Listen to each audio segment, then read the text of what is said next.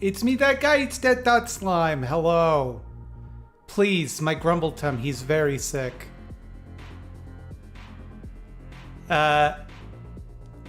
Welcome to one of my patent pending streams.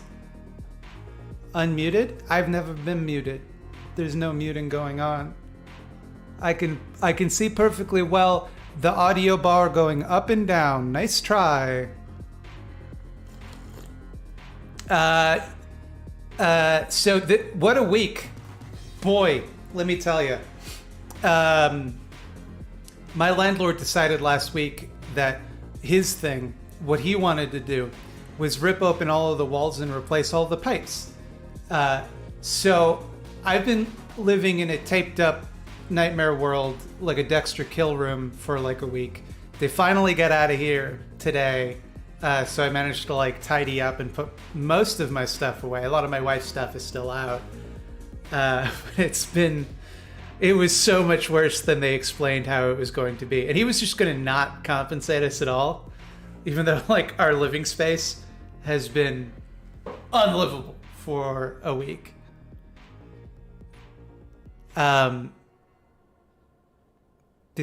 tea is ready. I made sure to do it before the stream for once. So, by popular demand, what we're going to be doing this week is a political affiliation chart, political alignment chart for Batman villains. If you haven't seen my previous entry in this series, I did perhaps the most important work of my YouTube career, where I decided correctly the political affiliation of various fast food and cereal mascots. And I know what you're thinking. You're thinking, surely they'd all be on the right. We're going vibes based. We're not going logic based. Logically, every single friggin' fast food mascot, every cereal mascot, they would all be on the right. And that's equally true with Batman's villains. They're all owned by DC Warner Brothers. I get it. It's all vibes. It's a vibe zone. I will give Grumbletum 42 shiny American dollars if I can get a happy 42nd birthday shout out. May your life get better fast. Well, Cassie, you've already given me the $42, but I will happy 42nd birthday. Birthday king. So, as I explained, vibes only. And if you disagree, then you're wrong, and everybody can tell. And I have all of the power here, so don't even try. This is the best one I could find. It was surprisingly hard to find a tier list on Tiermaker of Batman villains that had anarchy on it. Not a particularly popular villain. And there were some Batman villain tier lists with way more interesting choices. Like, I shouldn't have to look up who half of the characters on a Batman villain tier list are. And like half of them were just people who took whatever images they could find, so like you couldn't see the face of the character. It's like, how I don't know whose torso this is. This could be many different characters' torsos. But this one, there's only one character here who I don't know who they are, and we'll get to that. I have some guesses about who they might be.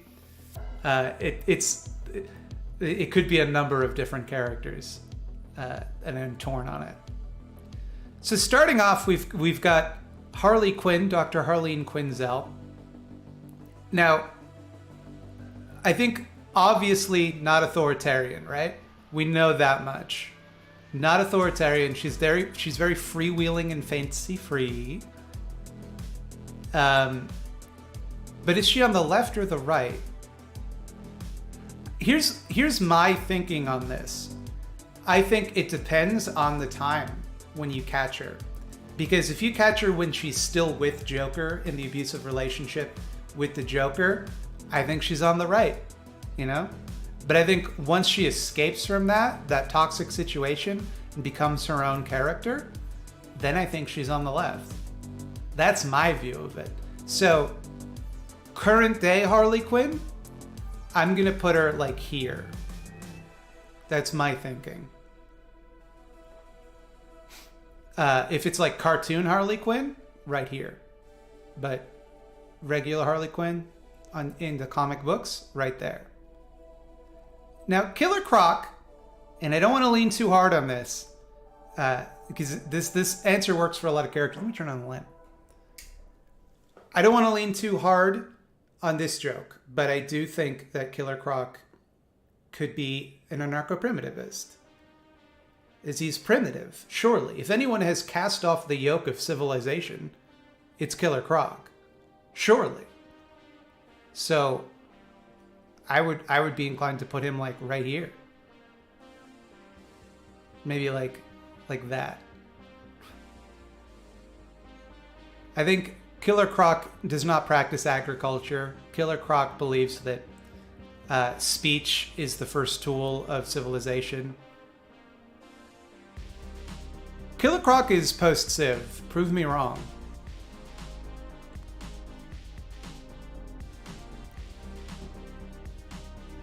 Harley Quinn is not in a lesbian relationship. She's in an open polycule relationship with a demisexual. It's so simple. I thought she was dating Poison Ivy. I didn't get the vibe that they were open. Again, I suppose it depends on the Harley Quinn. Did the stream start yet? Soon. Soon. Now, Clayface, I think, is the easiest choice in the universe. First of all, he's an actor, right? So he's definitely a liberal. He's a Hollywood type. He probably guests on Bill Maher's show quite regularly. Again, depending on the Clayface, there are Clayfaces that aren't Basil, what's his name, who's the actor one. And I also think another reason that I think Clayface is a lib is that he can turn on you, right? Like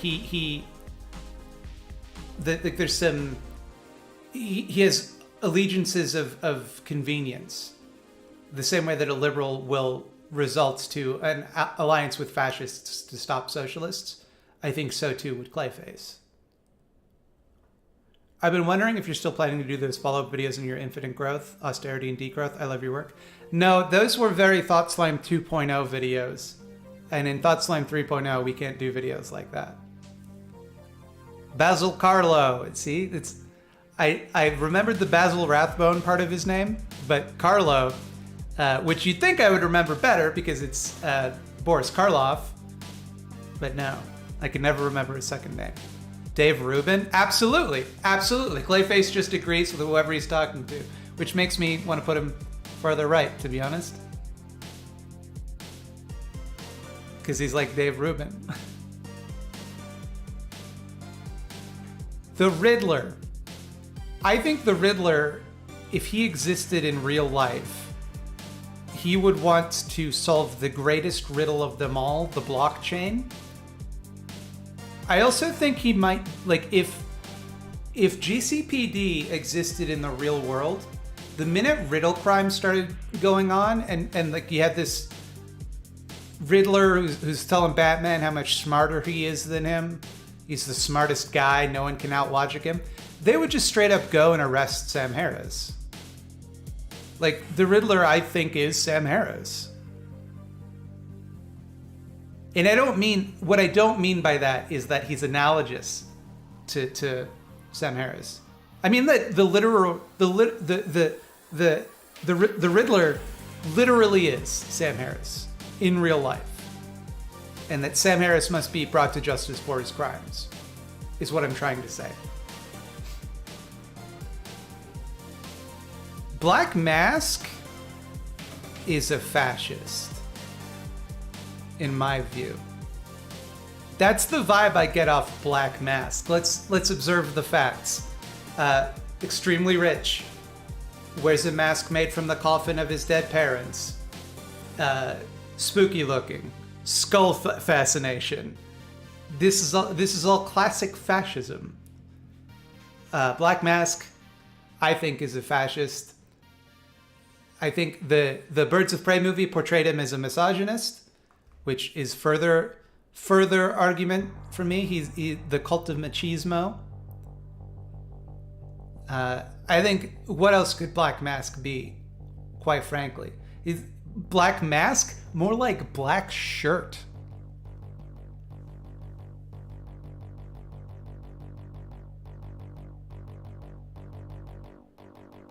Riddler is an egoist? No. I mean, he definitely shares the egoist tendency to follow long, complicated strings of logic that nobody else can unpack.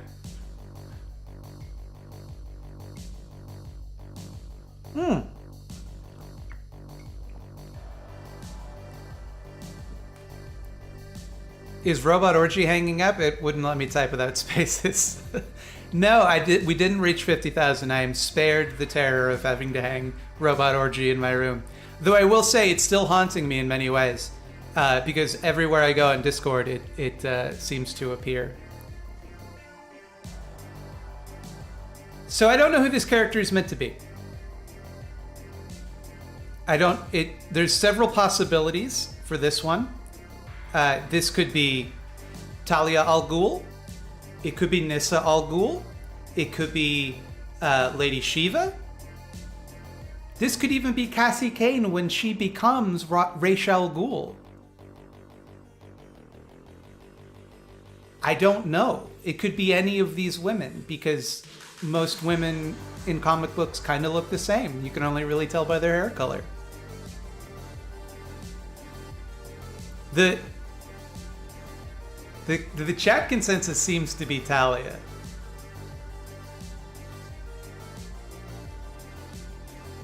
That's Talia? Okay, alright. This is Talia al Ghul.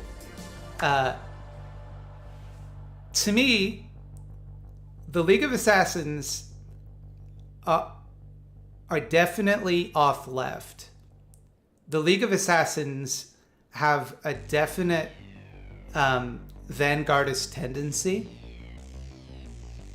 They want to destroy the old world and remove the bourgeois decadence of the current civilization and replace it with a new order.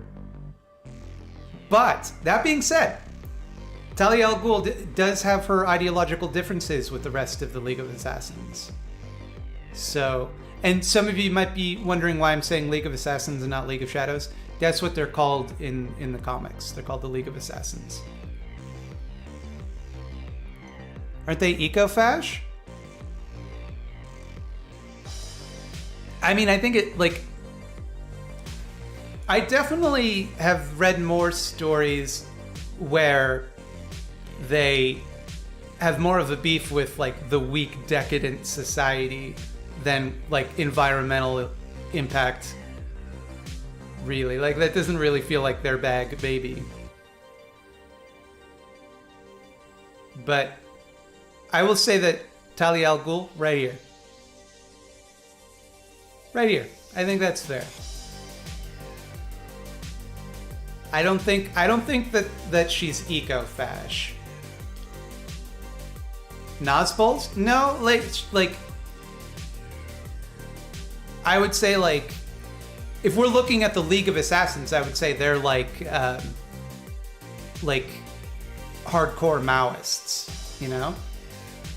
But if we're talking Talia specifically, then she's I don't know, an ML who's pretty chill about it. They were eco-fashion Injustice, but I haven't seen that angle anywhere else. Well, Injustice takes a lot of liberties with these characters, and I don't know if we want to go with the Injustice versions. That could complicate things greatly, I think. Also, I don't think most of these characters are in that game. I think Joker's in Injustice 2, which doesn't make any sense based on the story of Injustice 1, but whatever.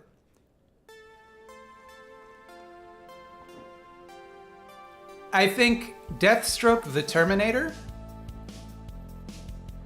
he's a hired assassin, probably spends a lot of time on the dark web, very much hates the Teen Titans. I get a definite lib-right vibe from Deathstroke the Terminator. Deathstroke the Terminator looks like he films a lot of videos in his car with like the camera pointed down like this. That's the vibe I get from Deathstroke. He's definitely got a lot of money from all of his assassinating. He loves killing children, which is worrisome. His nickname is, like, he had to have 2 nicknames. Deathstroke the Terminator. Come on, buddy, pick one. They're both cool. Someone kind of, already took Punisher. I know you came first, but that's associated with someone else now, bud. That's not yours. You can't have that. And I think further evidence that Deathstroke is lib-right is there is a popular ANCAP YouTuber. I say popular, but it's a relative term. Who... I can't believe I'm forgetting this fool's name. He just recently made a video about Tristan. It's Dr. something.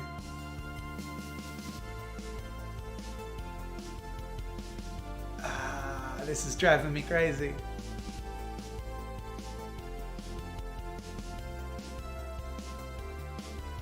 He's like, oh man. Suffice to say, he dresses like Deathstroke, like in a Deathstroke costume, but with a top hat and blue suit.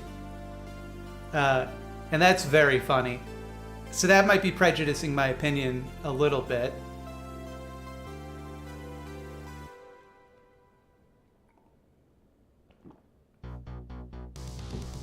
But this is where I see Deathstroke, Slade Wilson, the Terminator. Deathstroke was his alternate name because Terminator was too scary in the 80s. I feel like Deathstroke is a scarier name than the Terminator. Doesn't he have a picture of him naked with a bed full of women while holding a bottle labeled raw milk? Yes. Mr. Dapperton, that's his name. Mr. Dapperton. He dresses like Deathstroke. He said one of my costumes was cringe. I did a video where I wore like a plastic bag as a shirt and like covered my face in cocoa powder to look like I was dirty. And he was like, bro, this is so cringe. And I'm like, dude, you dress up like Deathstroke in half your videos. Or no, I said, you dress up like a supervillain in half your videos. And his friends like came at me in the replies like, how is Mr. Dapperton dressed like a supervillain? Like, he's literally Deathstroke. Like, what are you talking about? What are Deathstroke's opinions on the age of consent? See, this is just it, right? If we look at the Judas contract. Not only does he have a brainwashed young girl, not a good look Deathstroke, but he sends her to infiltrate the other teams and find out what they're up to. Not a good look. Spoilers for the Judas contract, if you haven't read it. The Red Hood. The Red Hood, for those of you that don't know, I should explain probably some of these villains. The Red Hood is the second Robin, Jason Todd, who in the 70s, 80s, he died. DC held a contest where you could call in to say whether you wanted Jason Todd to live or die in a storyline, and DC rigged it so that he would die. And he was beaten to death by the Joker with a crowbar, and then they couldn't prosecute the Joker because, and this is not a joke, he became the ambassador to Iran. And so for years, Jason Todd was dead-zo. Totally, completely dead. Let me get rid of Discord here because it's making noises and that's going to bother my lovely fans. Thank you. For years, Jason Todd, dead-zo, gone. Beefed it. But then he came back. I believe Ra's al Ghul put him in a Lazarus pit in an attempt to win Batman's favor. I believe that's how he came back. That's at least how he came back in one of the DC Direct movies. I don't know if that's what really happened in the comics. But initially, the Red Hood is a Batman villain, though he and Batman have since reconciled and are now pals. And that is the story of the Red Hood. So let's look at the facts. Gun fetishist, uses guns despite the fact that all of his training is in hand-to-hand combat. He hates criminals and wants to kill them. I mean, I'm seeing a conservative. This is what I'm seeing. And like, he died and came back. That probably caused some brain damage. He's red though, off left. This is not a color-based list. This is a vibe-based list. Wait, the Joker was an ambassador? Yeah, he was the ambassador to Iran. You see, because the Joker, he's so wild and insane that he matched the tenor of rulership in Iran. This is the type of thing you could literally write into a comic book at the time. They were like, yeah, you're cool. You big evil clown. That's what we want. We want him representing us.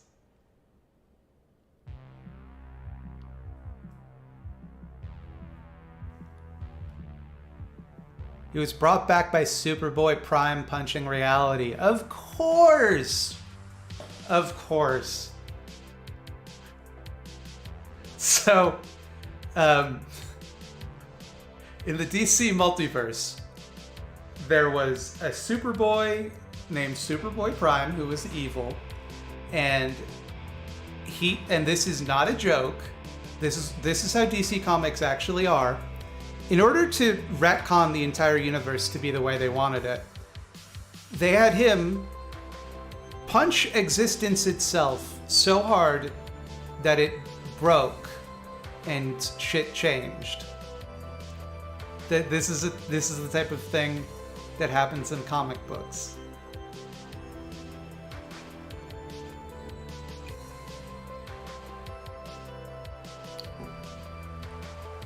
The Batman Who Laughs. So this is a Batman from an alternate world who was taken over by the Joker. He was like reprogrammed by the Joker with a Joker poison to become half Batman, half Joker. That's his thing. It's basically a cool costume, and then they don't really know what to do with the character. This was part of a series of evil Batman that were like a dark mirror of the Justice League.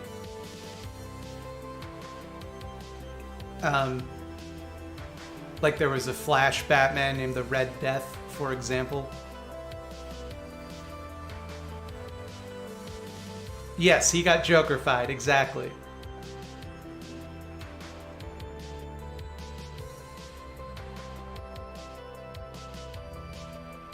Centrist, he's half and half. I don't know if we can properly rate the Batman Who Laughs until we have... Well, I guess when we don't have Batman on the board, but he would be halfway between Batman and the Joker. So, for my money... If I were placing Batman on this board, I would put him right here. Slightly authoritarian center. That's where I'd put him. I know everybody would want me to put him over here, but I don't think that's actually where he is. I don't know if I want to really reveal where the Joker's going. So what I'm going to do is I'm going to cover up the... I can't cover him up.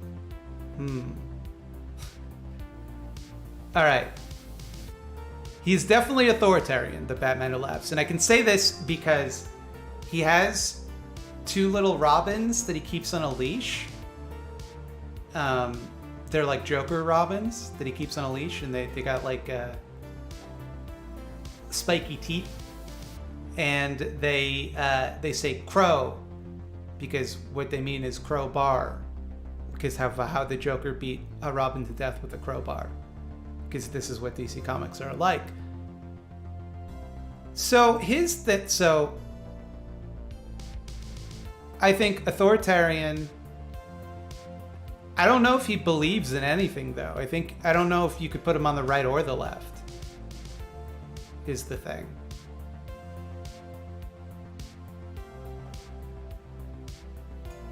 Does he still have Dr. Manhattan powers?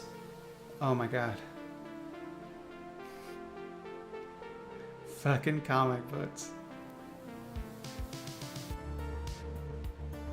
Firefly. This guy just loves fires. That's his whole deal. Loves setting fires, loves extorting people with fires.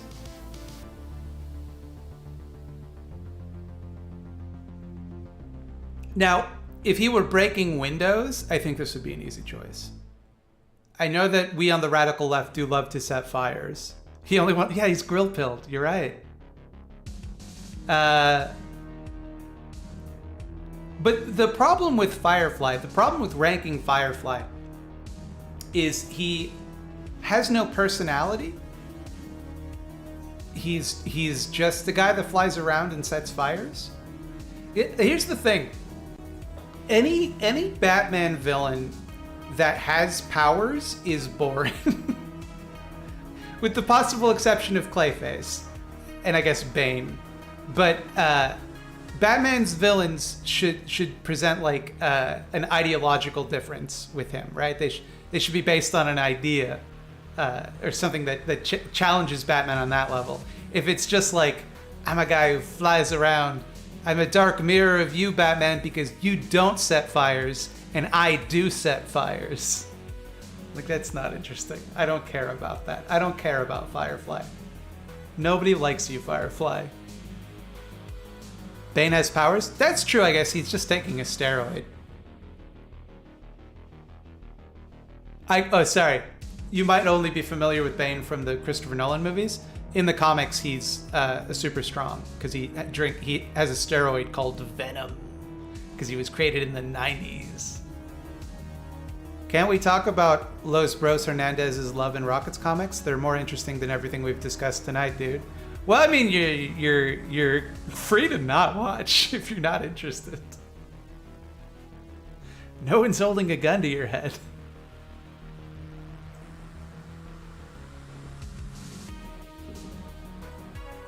You heard it here first, folks. Steroids give you superpowers? They do! That's what they're for! They give you superhuman strength. That's why you're not allowed to use them in professional sports.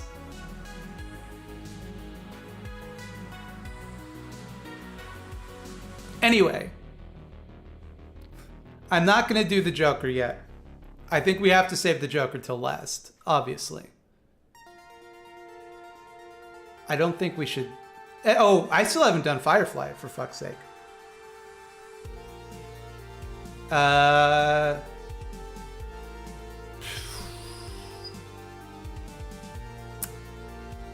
He's definitely not authoritarian. Fire is a force of chaos, not order.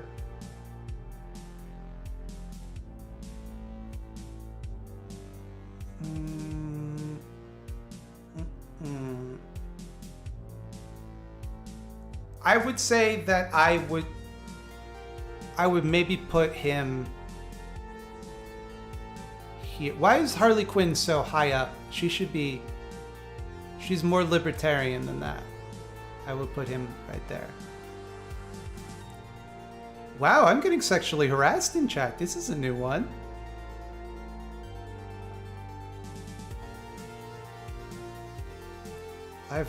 That's never happened to me before. I've truly made it.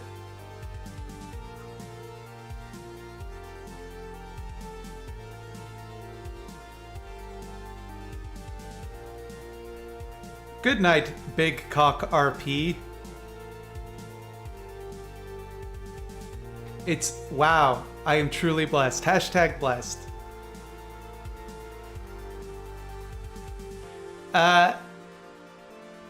I don't set fires. Does that make me Batman? I'm afraid so. Now get out there. Gotham needs you. Why would someone do that? Because I obviously, how could you help it? Look at me. Hush. Here's the thing about Hush. So, spoilers, by the way, if you haven't read Batman Hush. He is Batman's childhood friend who has become obsessed with killing Bruce Wayne because Thomas Wayne saved his parents' life while he was trying to kill them for the insurance money. So he surgically alters himself to look exactly like Bruce Wayne, and in the process of spying on Bruce Wayne, discovers that by a coincidence, Bruce Wayne is Batman, and he's like, oh yeah, it's gonna make him way more fun to fuck with. Tight, sick. Anyway, he's a bad character, and it's a bad comic book. But it's very well drawn, which I think is why people like it. Jim Lee is a very good artist, and he kind of set DC's editorial art style. But Hush is bad. He's a bad character. He's covered in band-aids. Don't like him. Don't care for him. He doesn't really represent anything. But I think, like, obviously he's old money, and he just wants to hoard it. He wants to keep as much money as he can. I would think that, so like many characters on this list, Hush is meant to be like a dark mirror of Batman. There are several anti-Batmans along multiple different vertices on this list, but Hush is I think one of the newer ones. I'll put him right here. Actually, that's how I see Hush.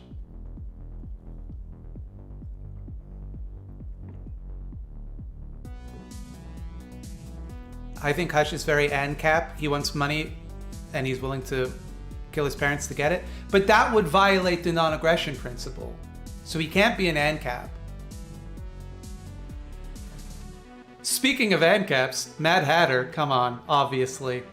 Fucking obviously, are you kidding me? Let's observe the facts. Obsessed with a young girl named Alice. Loves to wear weird hats. That's an ANCAP.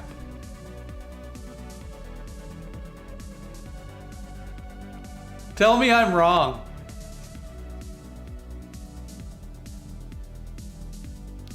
And I hear you, oh, his mind control violates the non-aggression principle. No, because people obviously consented to them in his twisted worldview. People consented to the mind control when they took the card from him.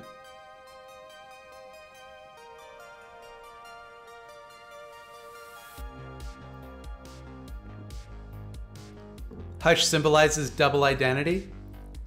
I mean, does he though? Like, he doesn't really have anything to say about double identity.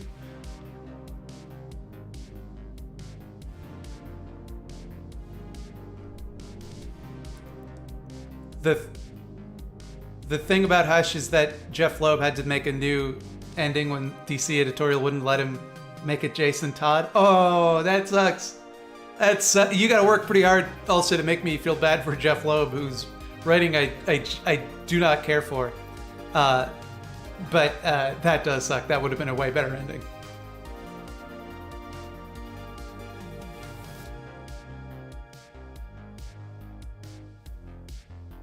Hush is two-faced but garbage. Agreed. Agreed. Like, there's a reason there haven't been, like, comics about Hush since Hush. Batwoman Alice or Mad Hatter Alice? Mad Hatter Alice is who the Mad Hatter is obsessed with. I would think that was clear. Hush and Isaac is better than Hush and Batman. See, now you're testing me, because I do think the Hush is a very terrible boss in The Binding of Isaac. It's way too hard for where you fight him. That God armor is a terrible mechanic that needs to be taken out of the game.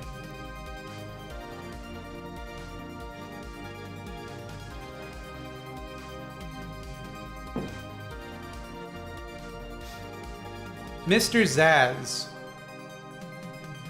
Mr. Zsasz is a serial killer who every time he kills somebody, he tattoos or cuts, depending on the writer, a tally mark onto his flesh. So that they are now, he carries them wherever he goes. And the best version of Mr. Zsasz was on Gotham, of all things, where he was played by the guy from Barry, the bald guy from Barry. He's not typically a great character, Mr. Zsasz. It's like, it's a bit much. Like, oh yeah, so what's your thing? I'm an evil clown. Oh, cool. I've got an ice gun. Oh, neat. What about you? Oh yeah, so I kill people. All right.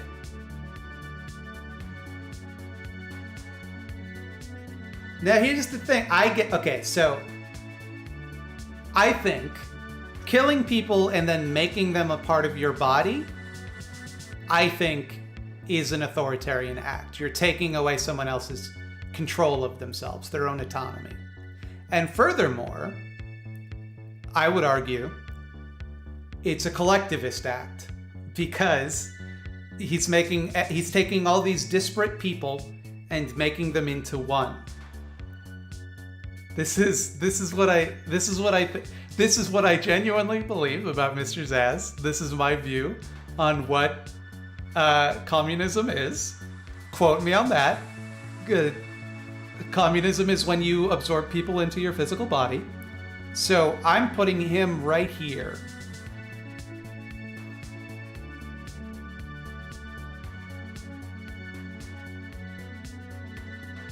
I don't see him. Where's Calendar Man?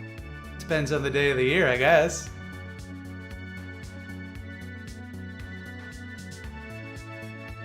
But he doesn't put them together. He groups them into groups of 5. Some might say communes of 5.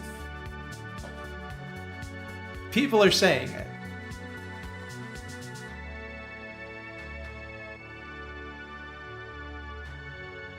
Does Zsasz actually take on traits from people he kills? Because that would sound rad, honestly.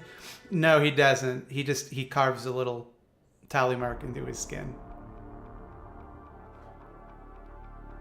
Communism is when knife. Exactly. Communism is killing people, and the more people you kill, the more communist it is.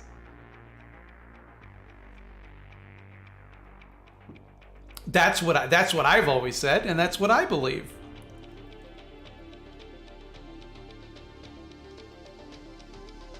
He also comes from old money. How much fucking money is there in this city? Everybody's so fucking rich. They always talk about how Batman's the richest guy. How come all of his villains got so much money?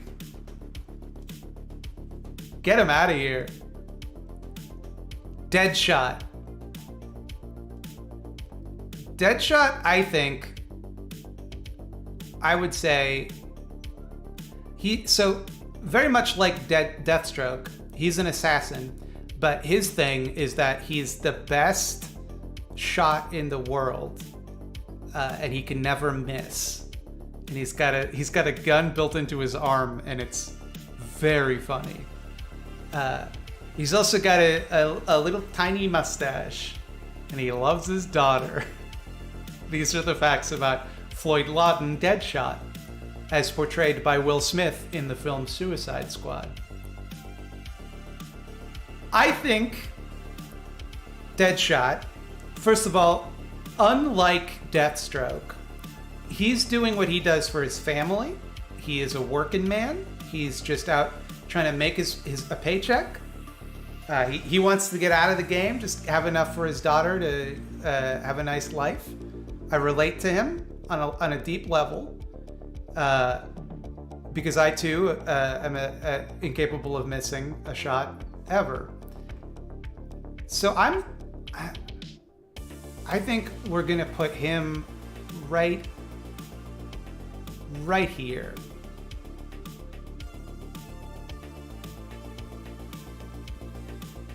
Does Slade love his kids? I don't think so. I don't think Deathstroke is capable of love, only control. That is my thinking on Deathstroke.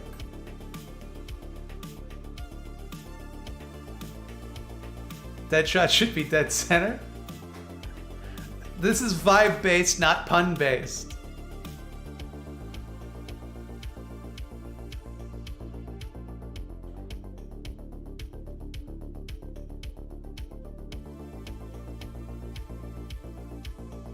He went on a killing spree against the Titans because his daughter got killed. Yeah, man. That makes sense to me. If someone kills your kid, you're gonna want revenge.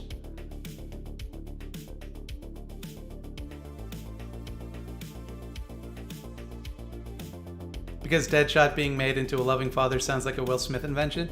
No, he's like that in multiple continuities.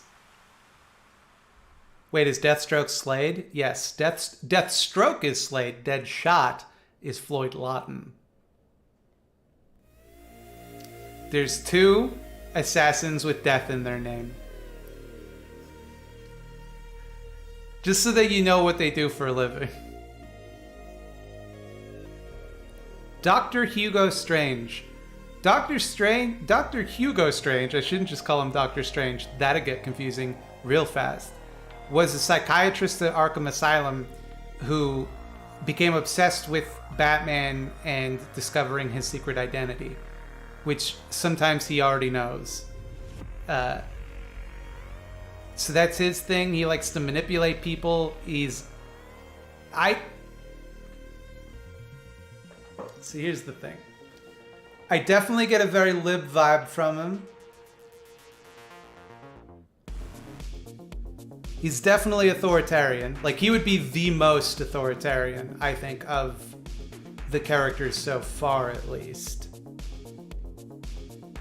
Like, his whole thing is asserting control. And I guess that's also true of the Mad Hatter, but come on.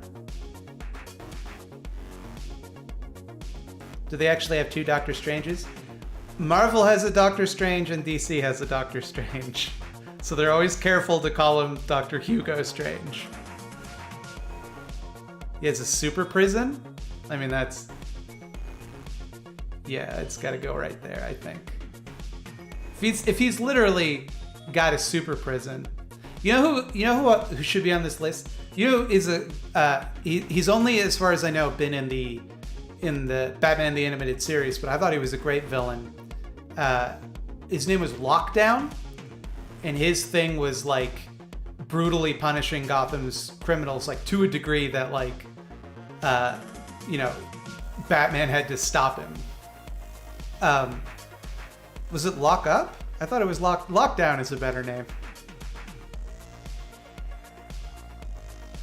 But like, it was great in that they're bringing the Scarecrow back to Arkham Asylum, and the Scarecrow is like begging Batman not to be put back inside. Speaking of, is the Scarecrow is not on this list. Oh no, there he is. Never mind. He's there. Lyle Bolton, yes. Lockdown was in No Man's Land? Mad Stan may have been his kid. So Mad Stan is a character who's just wants to explode things, and he's played by Henry Rollins in Batman Beyond. You have now subscribed to Mad Stan Facts.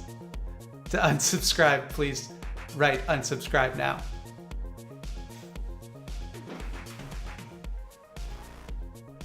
Prometheus. Prometheus is basically, again, an anti-Batman. His parents were killed by police, I think. So his whole thing is that he wants to stop anyone that brings law to the world, but not in a cool way like we want to, like in a bad way, where he wants to like do a bunch of crimes and always be like the best crime guy. And he's got a helmet that gives him a magic brain that he can think faster than anybody. So the way I see it, he's the opposite of Batman. He should be like here, right? Like here? But I don't... I think that makes sense, actually. But I do feel like Prometheus would be on the right. is the thing. Because he doesn't care about other people. He doesn't particularly give a shit about workers' concerns, you know? If you create a world of pure crime, like, that's gonna hurt workers.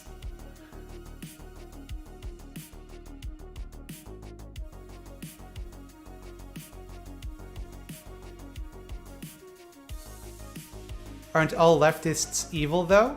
No, not all of us. I am, but not all of us. That's a generalization.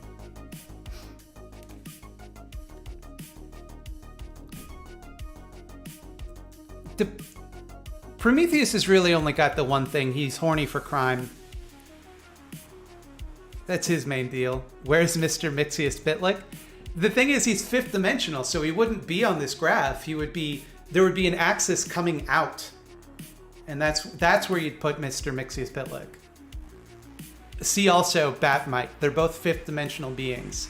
They can't be represented on this 2D plane.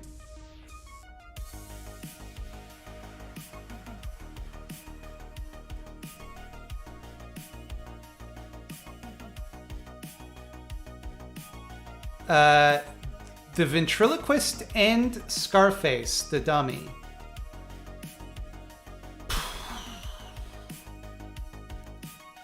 Let's say Scarface is the dominant personality here, so I think we're gonna have to be ranking Scarface. Definitely authoritarian, so we'll move him up. I feel like, and this could be like, maybe I've bought into some propaganda here, but I feel like the Mafia, at least so far as they care about like maintaining power, they do stuff to like win people over to their side, and they do kind of like take care of the community so that they can maintain control and people won't want to get rid of them as much. But I think that you could make an argument that they're at least somewhat concerned with people's basic needs being met. And I would also say this: the Mafia, Scarface, he's obviously a Mafia type character. They're heavily involved in unions. They love unions. So he's got to be on the left.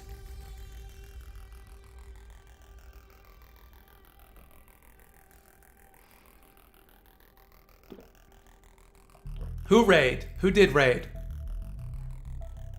Touring News. Thank you for the raid.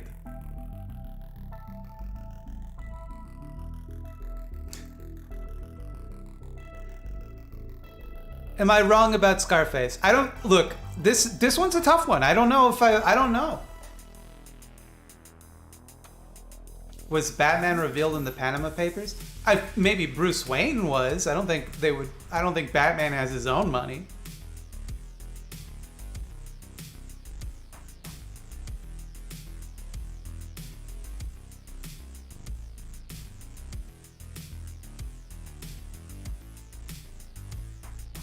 Yo, can anyone explain the union mob connection thing? Like, is there an intrinsic thing that makes them frequently go together, or did it just famously happen once? I mean, it's an easy way to like get quick control, right? If you can corrupt people in a union, like it's easy to do. What, you know? I'm one of Brad's helpers. I don't know who Brad is. I'd love to talk about energy austerity versus intelligent degrowth and limiting of our effects on climate. Let me know if you want a friendly chat or maybe just some advice on the subject. Who's Brad?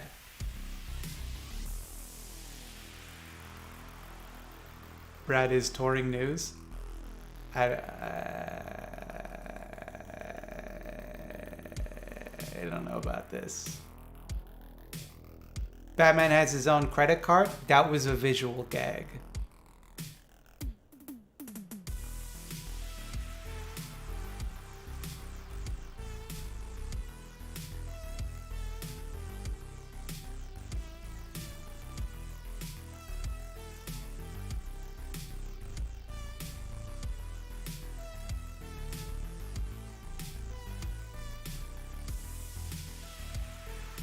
Mafia has very conservative values, but he's not like...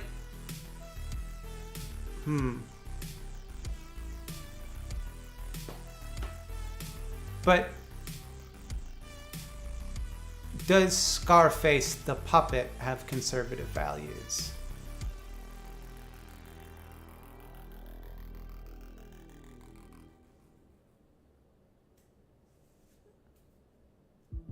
I think people are making... Obviously, I'm very ignorant of the Mafia. I will cop to that. Is he a libertarian warlord type?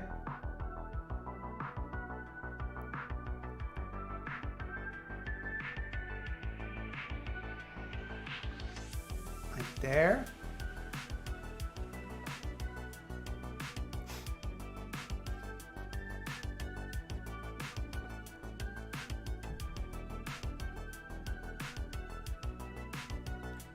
Batman should be more authoritative. His whole thing is keeping laws that are already on the books. I'm pretty sure everything Batman does is illegal, so I don't know about that. I subscribe to the Kingdom Come philosophy on Batman, which is that when you strip all else away from Batman, the only thing that remains is that he just doesn't want to watch anyone else die. KG Beast was a Batman villain? Yes. He was a Soviet super assassin, then later a former Soviet super assassin. Mafia control of unions allowed them to grab control of critical industries and infrastructure, as well as to exert legitimate political influence. Yeah, there you go.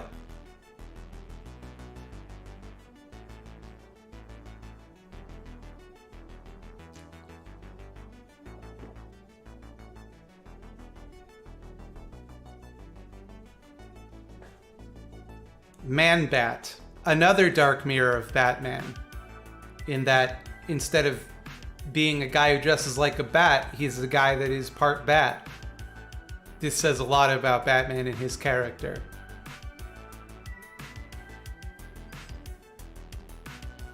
I don't think animals have political ideologies. Like, if we were talking about Dr. Kurt Langstrom's political ideology, that would be one thing, but we're not. We're talking about Man-Bats. Dr. Kurt Langstrom isn't a villain. He's a victim of circumstance, but Man-Bat is a villain.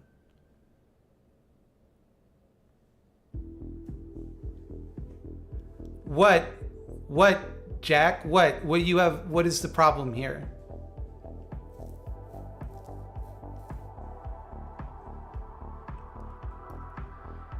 No, I don't. Oh, I disagree that Man-Bat is an An-Prim. Killer Croc is a conscious being with thoughts, dreams, needs.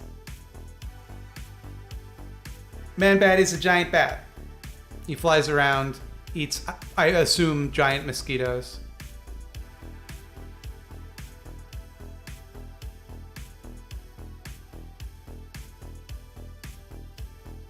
Like, I don't think any animal could be considered authoritarian, except, as we've established, bees.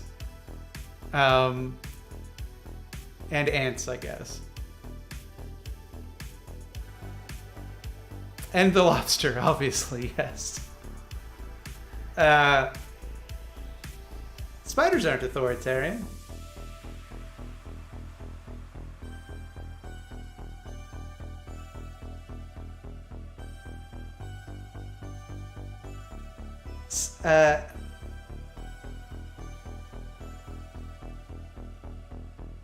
I think you really can't get much more libertarian than an animal. They're incapable of recognizing the rule of law.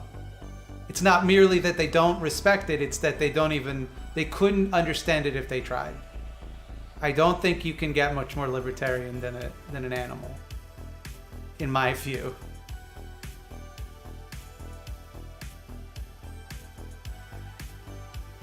Animals have territory, though? Do bats?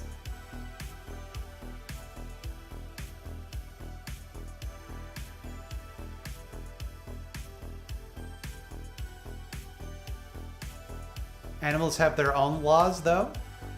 I don't know. I don't think that's true.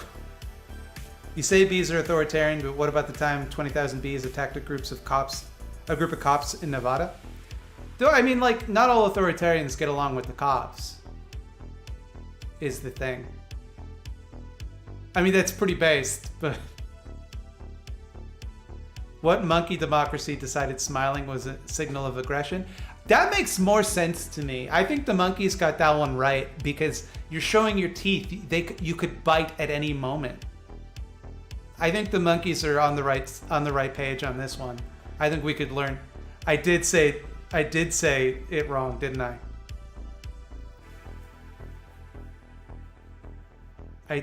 I said Nevada wrong, didn't I? I said Nevada. Fuck, I'm so careful about that.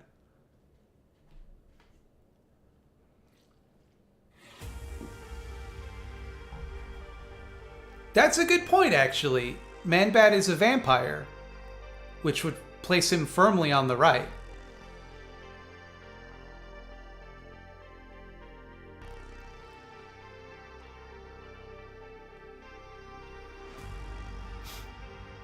Bats are collectivist? In what sense? Bees are communists and wasps are fascists? I would agree with that.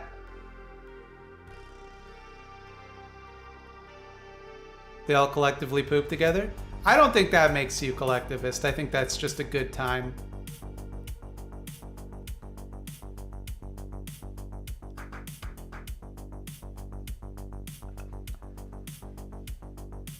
Bees are bugs, they don't have politics, silly.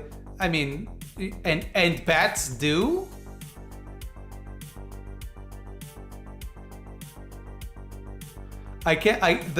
Thinking the word bat so much just surfaced an old memory of the time my friend and his dad went to see Batman Begins. And the scene where they bring out the chest and he says, "What's in the chest?" And they're like, "Whatever you most fear." His dad turns to him and says really loud, "It's bats! It's gonna be bats!"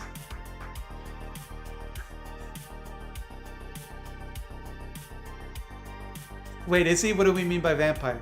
In that he turns into a bat and drinks blood. You can't get much more vampire than that. I mean, he was right. He was right. It was bats. It was quite an astute observation.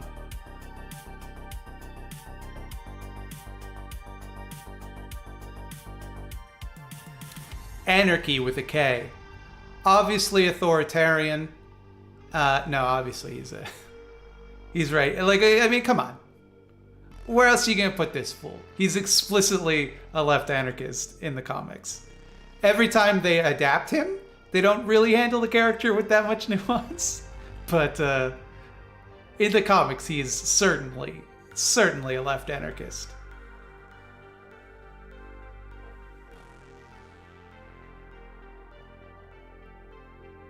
His dad was Bobby Duke? What?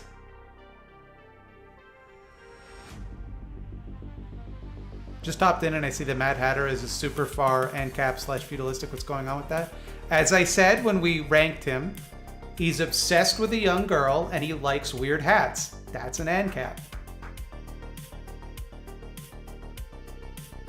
Bats live in communal living, but Man-Bat is half man.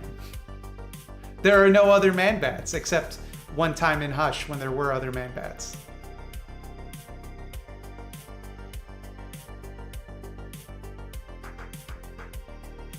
Please say hi to myself and my sleeping boyfriend.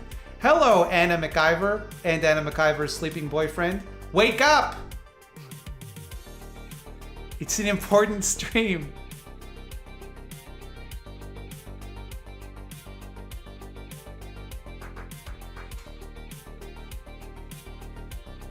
Professor Pig. Professor Pig's thing is that he likes to kill people. And he's got a pig suit. And the thing about Professor Pig is that he was specifically designed by Grant Morrison to give Batman less grimdark villains and more silly ones. But he's like the grimmest, most disturbing character. Like, he's wildly out of place in Batman comics. It's like I don't want Batman to fight this guy. I want someone to do riddle crimes. I don't want to watch like a pig man cut people up. That being said, he's a cop, so he goes up here.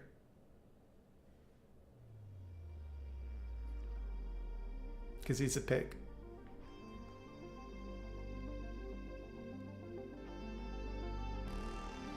Sorry, who was the last villain? I spaced for a minute. It was Anarchy with a K. He's right here. Pig is a Dick Grayson villain? Yeah, but he became a Dick Grayson villain at the time when Dick Grayson was Batman. This isn't a Bruce Wayne villain tier list. It's a Batman villain tier list. That's an interesting choice for a villain name. Well, it's short for Pygmalion. It's PYG, because he wants to create the perfect person by basically chopping people up and sewing them together. And they put him in cartoons. For real. This is a strange character. I can't believe someone thought that Batman didn't have enough silly villains. I don't know if it's so much that Batman doesn't have enough silly villains, but more so it was like, let's do more silly stuff with the character who at the time, like, the comics were very dour and bleak. So they're like, let's make it sillier. Let's make it more fun. Like, you don't want to have to reuse Crazy Quilt or Killer Moth.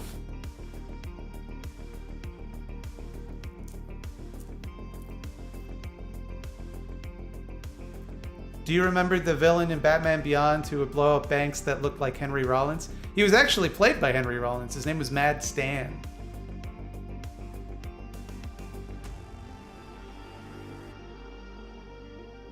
Catwoman. I would argue Catwoman is an anti-hero more so than a villain at this point. But at times she has been a villain. It's fair to say.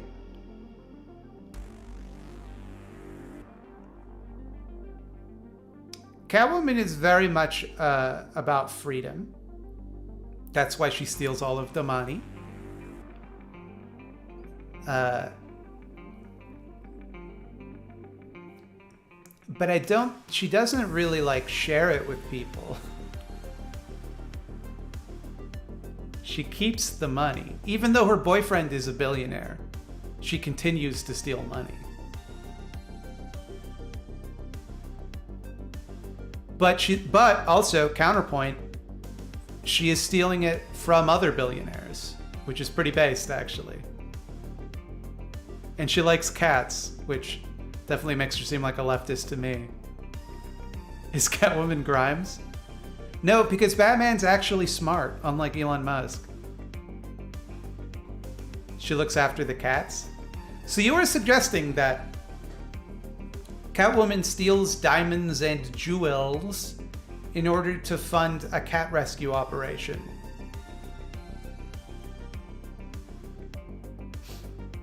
I did have a comic, not a comic, I had a storybook when I was a kid that went with that premise, but it was a big cat rescue. And at the end of the comic, when Batman catches her, he's like, well, I'm sure I'm sure Commissioner Gordon will go easy on you if you explain you had good intentions. I was like, I don't think it's how crime works, Batman. I feel like she's probably fucked, and you know it. She was a sex worker in Year One? Yeah, it's a bad comic. Year One is a very influential and important bad comic book. Once again, Tim Sale, great artist. Tim Sale did Year One, right? Frank Miller didn't draw it, did he? I know Tim Sale did The Long Halloween. Did he also do Year One? Am I wrong here? I could be completely out of my...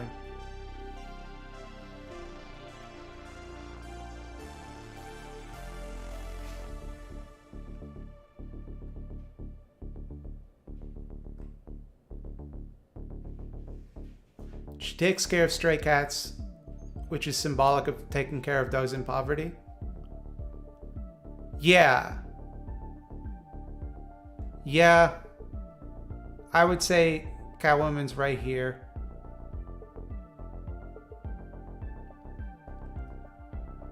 It was Dave Mazzucchelli. All right. Tim Sale did Hush. Incorrect.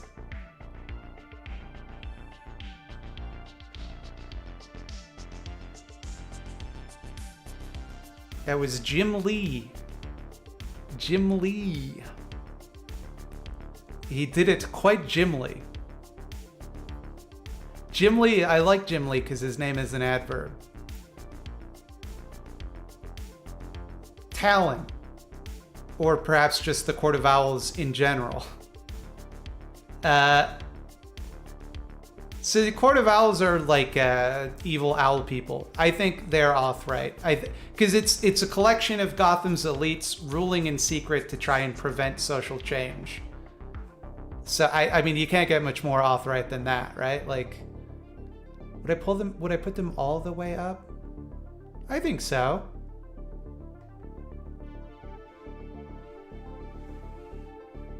They're like the embodiment of elitist control. But that's obviously, I'm ranking the Court of Owls in general. If I were to rank simply Talon, like he's a foot soldier. There's a bunch of Talons.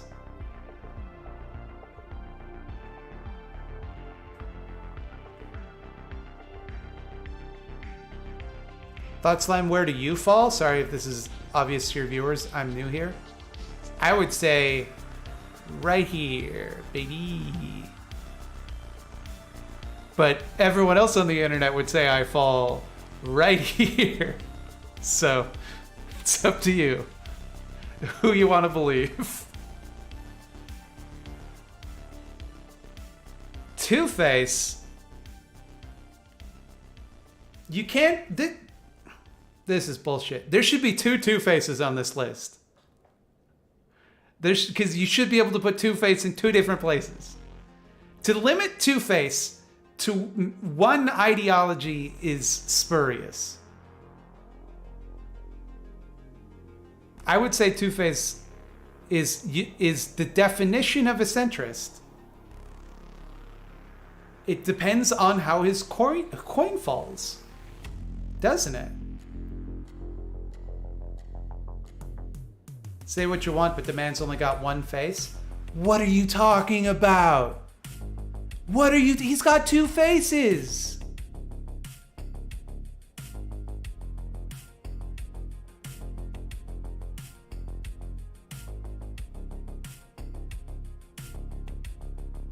Who in comic books is off left? As we've discussed, KG Beast. Red Sun Superman.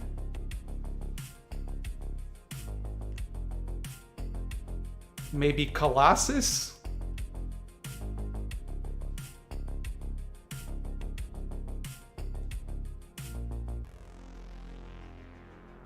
Heads, we enact single-payer healthcare. Tails, we take away women's bodily autonomy. President Two-Face. That exactly.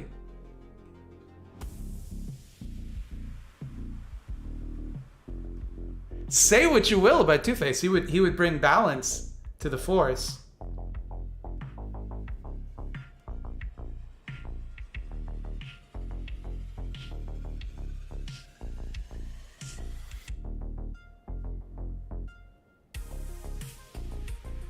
Bane. Okay. So Bane grew up in prison. And as such developed a deep-seated hatred of Batman.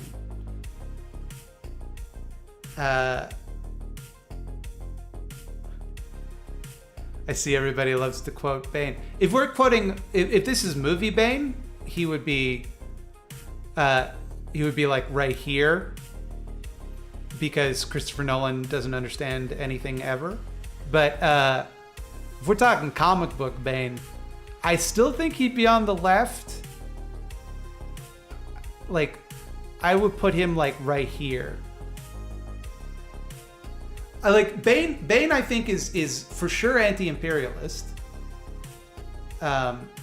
He grew up in South America, so for sure, right? Like he his whole thing is killing Batman.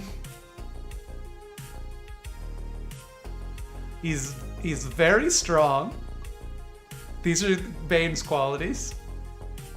What did Nolan get wrong about Bane? It's not so much that he got something wrong about Bane. That's fine. You can interpret a character however you want. It's more so that he presents Bane as kind of a stand-in for populist uprisings. A lot of people interpret that to be about the Occupy movement, but the script was written and like the movie was shot really before the Occupy movement took place. But the movie came out around the same time as the Occupy movement, so that's why people tend to think of it that way. I think he's very much in the line of like representing the precursors to the Occupy movement, like anti-globalization protests and things like that. And that's what's wrong with Christopher Nolan's Bane.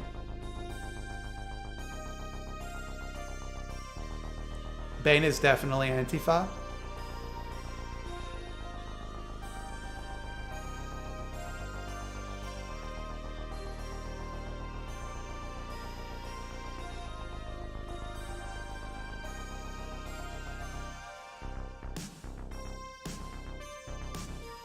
Yeah, this is an element of Bane's character that I think often gets skipped over, is that in addition to being a beef lord who's very big and strong, he's also like a tactician.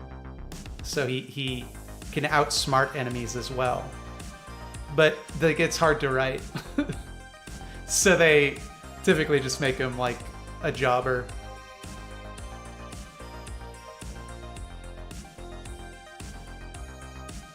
Bane is not Antifa, he's literally a dictator?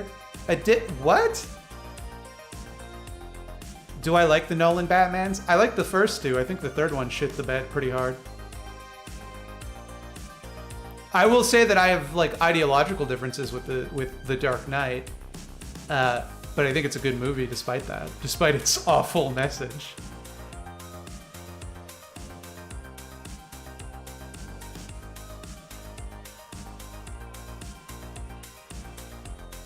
Nolan's Bane was a dictator? I thought Nolan's Bane was just like he worked for Talia. Like he was just Talia's proxy essentially. I definitely do think Bane would be more authoritarian than libertarian for sure. Because this whole thing is about like overcoming with force. And like having like getting stronger and having like the strength to overcome his enemies. Like that's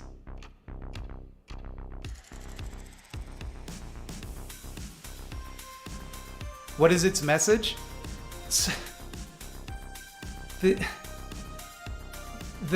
Dark Knight is largely like a commentary on the Bush administration, and like a little bit it excuses some of their war crimes and oversteps, like the idea that there can be some threats that are so bad that we have to do terrible things in order to fight them is very much like in line with Bush era foreign policy.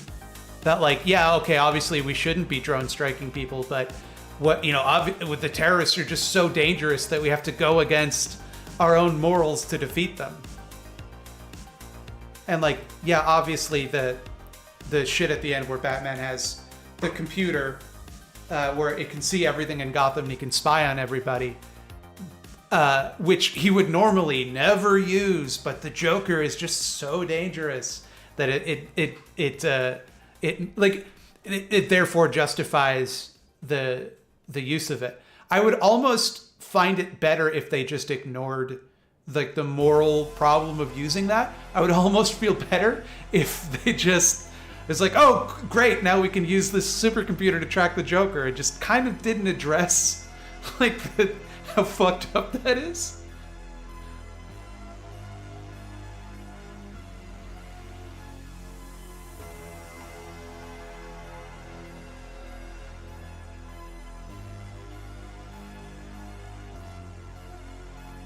So that's my problem with The Dark Knight. Ra's al Ghul. And I will be calling him Ra's al Ghul, not Ra's al Ghul. Even though I know it's wrong, because I think it sounds cooler, and they said it in the animated series. I think authoritarian, fucking obviously. I think probably, honestly, like right here. Because we established this precedent when we talked about Talia, that she is essentially not in ideological lockstep with the League of Assassins, whose goal it is to destroy bourgeois decadence through overwhelming force and subterfuge. He's eco-fash. There are some writers that write him as eco-fash. I don't see a lot of interpretations of Ra's al Ghul where his goal is explicitly to protect the environment.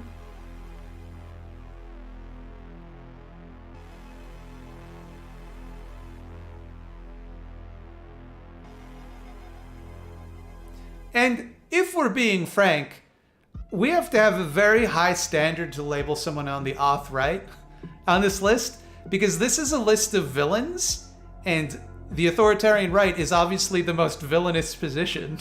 So most of them you could make a case for being put there, with the exception of, obviously, anarchy.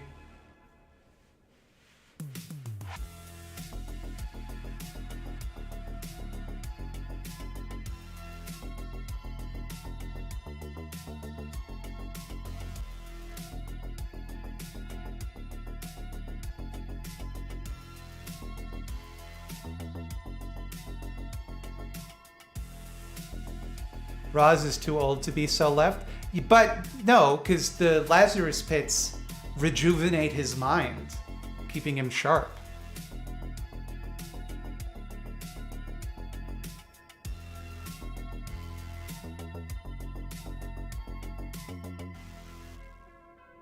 Are we sure Two-Face is an authoritarian? Again, it depends on the coin flip.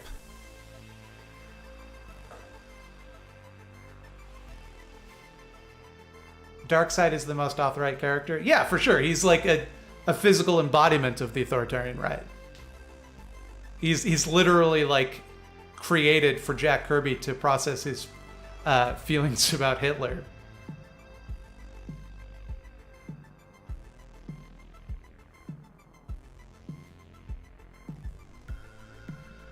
The Scarecrow, Dr. Fraser Crane. The Scarecrow is very horny for fear. And when I think people who are horny to create fear, I think of Fox News.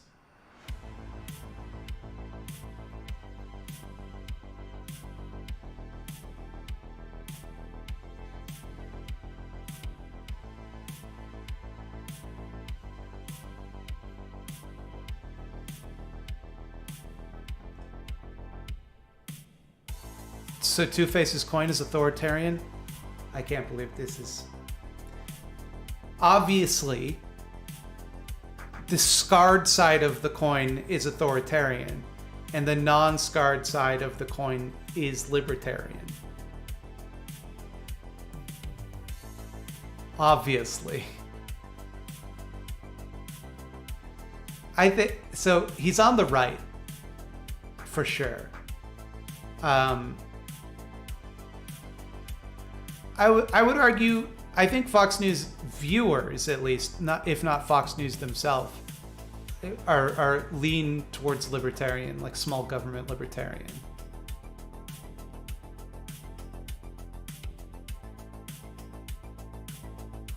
That's a good point, actually. He's very pro-drug, as long as the drug in question is fear juice.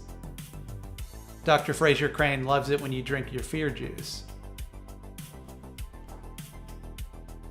What Batman villains would Erin O'Toole and Maxine Bernier be? Erin O'Toole would be... If this was Spider-Man villains, it would be so easy because he would be the the construction crew themed villains because he's Canada's handyman. Maxime Bernier would be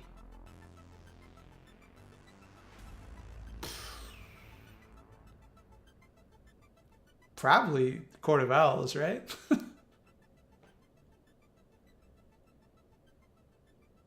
The Wrecking Crew, thank you. Scarecrow has definite incel vibes. I think the Scarecrow is asexual. Or, alternatively, I think he has sex with the abstract concept of fear. I think that the Scarecrow wakes up in the morning, kisses the abstract feeling of fear on the lips, says, "Good morning, honey," goes to the kitchen, makes a cup of coffee, reads the newspaper.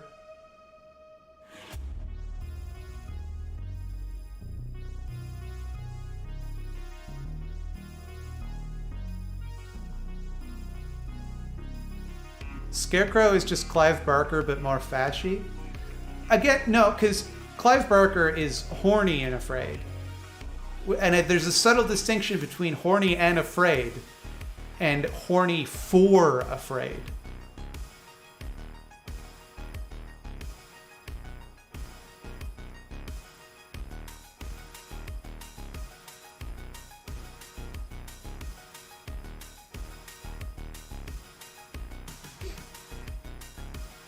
Can people who love the abstract concept of fear have their own flag? Yeah, it would be yellow, right? It would just be a yellow sheet. Scarecrow times Parallax forever. Exactly. Scarecrow wants to kiss Parallax in the mouth.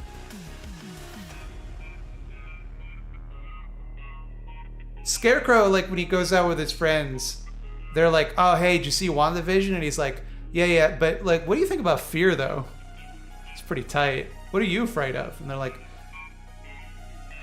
we don't really want to talk about fear anymore, man.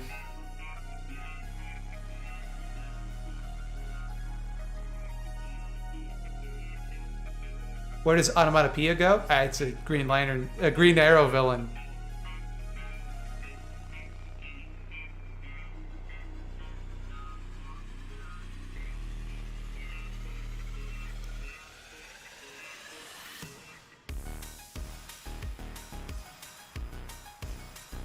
Okay. Scarecrow was canonically a Sinestro Corps member, well, deputy. Didn't they? They also tried to get Batman, but he was like, nah. Is Calendar Man on here? Unfortunately, he's not. And I think depending on the day of the year, if it's a holiday, it's going to definitely change his political outlook. I believe that Calendar Man's entire personality, worldview is going to shift depending on what day it is. He's not going to be the same person on Halloween that he is on Valentine's Day. So I don't think you could quantify him. Also, he has no personality. He just likes dates. That's his thing.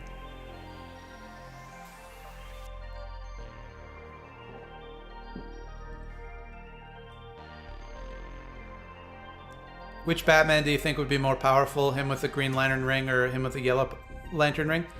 I think Green, because he would resist a Yellow Lantern ring. He wouldn't want to use it as much. Calendar Man is clearly libertarian. You mean because he sucks? Is that why? Where would Humpty Dumpty go? I think Humpty Dumpty... I think he knows what it is to lose things, because he had a great fall.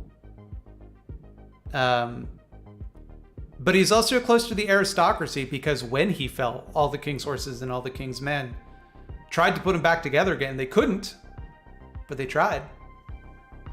The only story I remember about Humpty Dumpty, or not about Humpty Dumpty, but featuring Humpty Dumpty, was he was briefly in the tonally completely wrong follow-up to Batman Arkham Asylum, Mysterious Place on Serious Earth, where they just made it a regular Batman comic instead of like a psychedelic nightmare.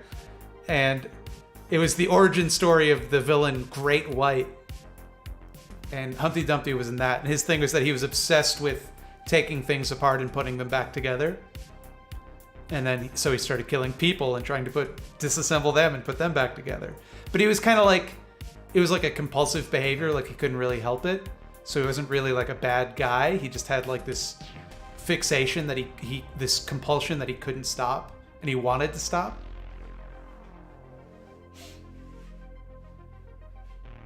It was a decent comic. Well, yeah, I mean, it wasn't bad. It's just like, it shouldn't have been promoted as a follow-up to A Serious House on Serious Earth, because it's not. It's so wildly different from it. It's a fun comic. I nothing against it. Good night, Slimios. Have a good discourse. Humpty Dumpty has the mentality of a child, so he goes where Baby Peanut went. So he would be where Two-Face is now. He'd be in the direct center.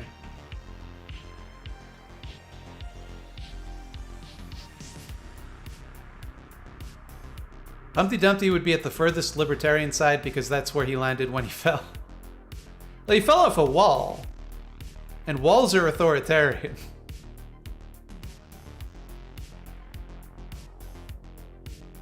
So now we come to Mr. Freeze, and to be honest, I've been dreading this. I don't know. Mr. Freeze... So again, his thing is that he wants to save his frozen wife, who has been stricken with McGregor's disease, and there's no cure. And in order to save her, he has to steal diamonds to power his tech. What about Bat Zorro? Since we've established that Batman would be like right here, that means that Bat Zorro would be right here.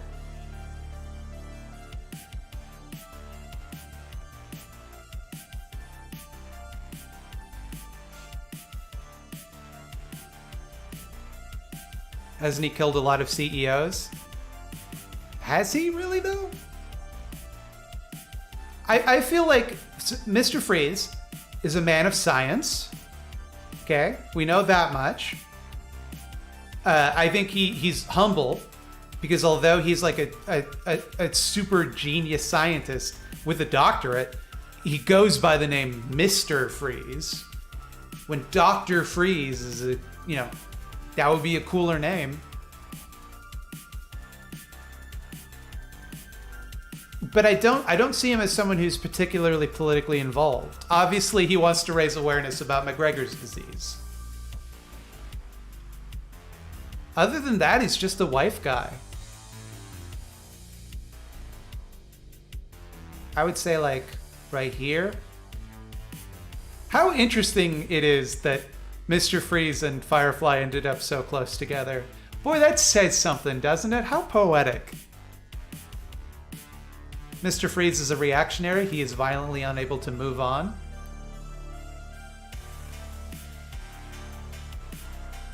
I don't know if I agree with that. Obviously, that's the metaphor. Like, obviously, you're right. But to pointlessly and pedantically dispute it, in several iterations, he has moved on. Pointedly, in Batman, in the film Batman Sub-Zero, Nora Freeze is revived and can't live with what was done in her name.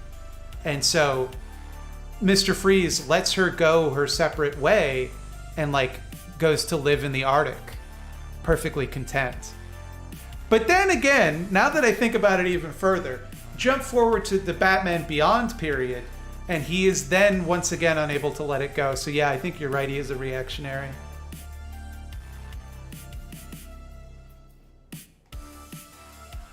So he's gonna have to, I would say, right here.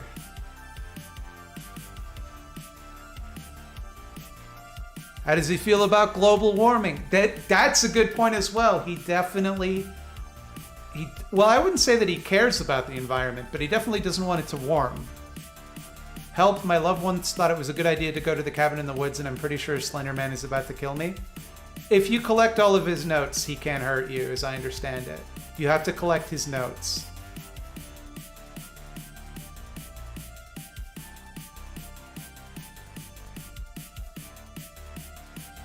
I don't know, he's sort of cured in Batman Beyond? Oh, buddy, you haven't seen the end of that episode, huh?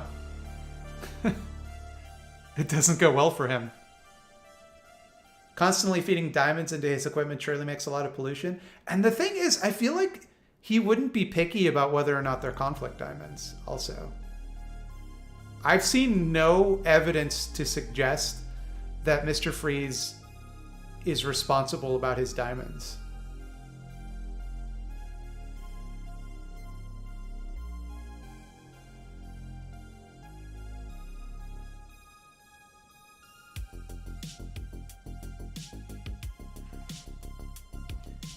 The Penguin, I feel like he's your archetype. First of all, anyone in a top hat in general, that you're going on the right. People on the left don't wear top hats unless it's to feel fancy. We don't do it as a matter of course. I feel like we would wear it as part of a costume. We certainly wouldn't wear it about town. But the Penguin, he's an old world aristocrat. He's meant to be the dark mirror of if Batman gave in to a life of leisure, to simply become this old money ding dong. That's Penguin. And he's definitely on the right. I feel like more libertarian than authoritarian, because he's all about business. He's all about business. That's his thing. He runs the Iceberg Lounge. Though, I mean, that being said, obviously he does have an army of penguins with missiles.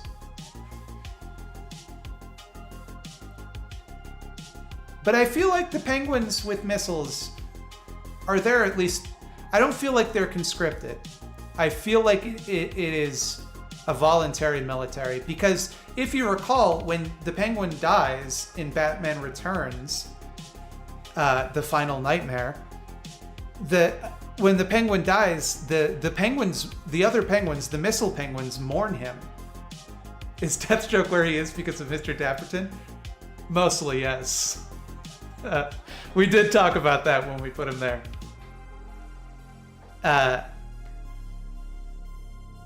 I feel, yeah. So the missile penguins, they became little penguin pallbearers, and they took him into the water. More libertarian. He was mayor of Gotham. Yeah, but you got to admit he played the city like a harp from hell. So I don't know.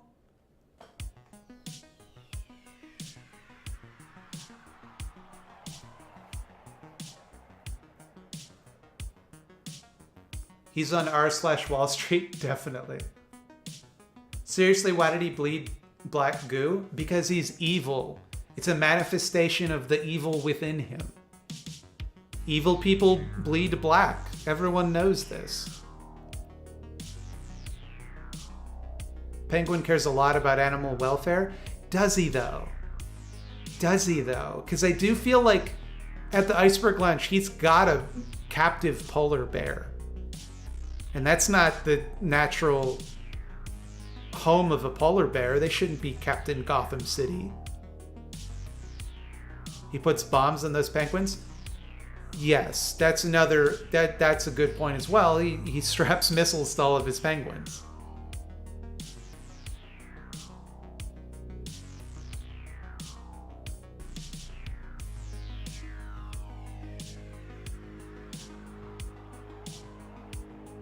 He eats fish, which is very unethical in terms of sustainability. I think he has to eat fish, though. I don't think penguins can eat other stuff. Have I read the great superhero web serial Worm? I haven't. Have I addressed the Joker yet? Obviously, we're saving the Joker for last. The question we have to ask ourselves is, is the Penguin authoritarian or libertarian? We must always be asking ourselves this. And I see arguments either way, because obviously he's a business owner. He's sick of the red tape. He wants to cut through all of that, break all the rules.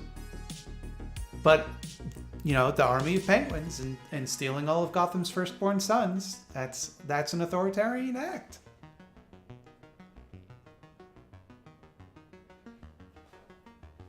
I feel like he's an opportunist. Like, he will switch depending on what suits him.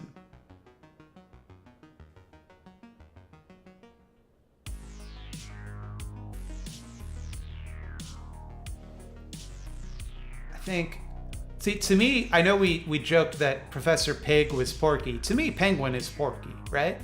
Penguin, like, I know he's not a pig, but other than that, he's like your archetypical capitalist, right? He's got the hat, the monocle, the funny cigarette holder. Penguin has landlord vibes. I could definitely see that. Occasionally the monocle is a broken bottle. I think that's just in the Arkham games. It's like, ugh, come on, guys. He just wears a monocle. You don't have to reinvent everything. Didn't he get turned into a vampire at some point? Almost everyone on this list has at some point been a vampire, yes. With the exception of the Batman Who Laughs and Professor Pig, perhaps, and Talon.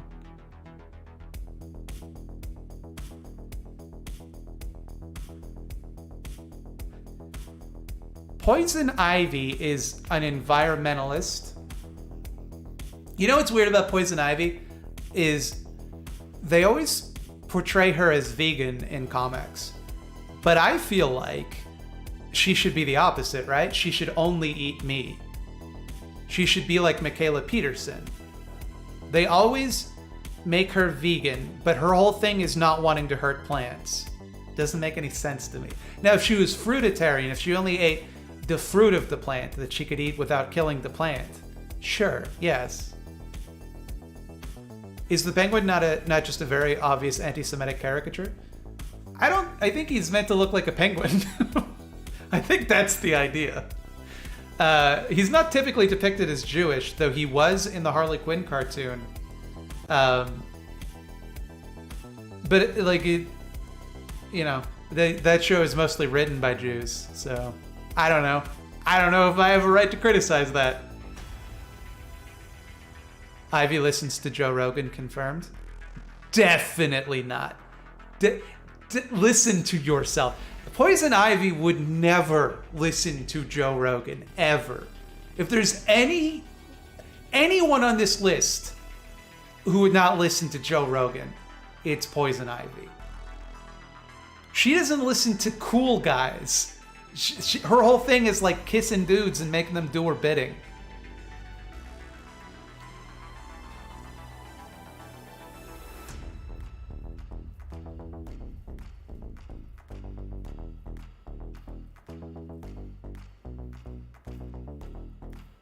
Poison Ivy's a huge Marc Maron fan.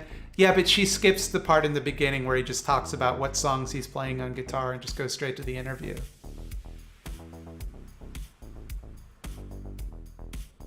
Is that a golden bat shirt? No, it's a skeleton. No bones about it. That's a skeleton. She'd use Joe to get at his audience? Absolutely she would. Poison Ivy does not elevate male authorities? No. Just saw where you put Red Hood, I'd have him way more off.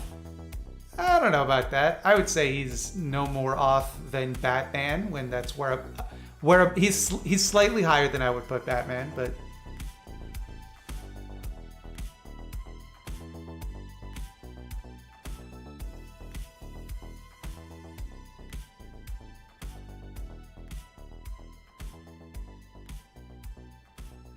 eco-anarchy or anti-human.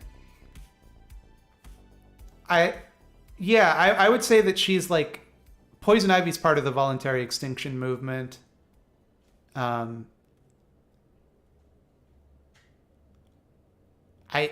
thing is that in my bones, I do get an eco-fash vibe from Poison Ivy, if I'm being honest, but I don't want to categorize her thusly because I'm afraid that my audience will rip me apart.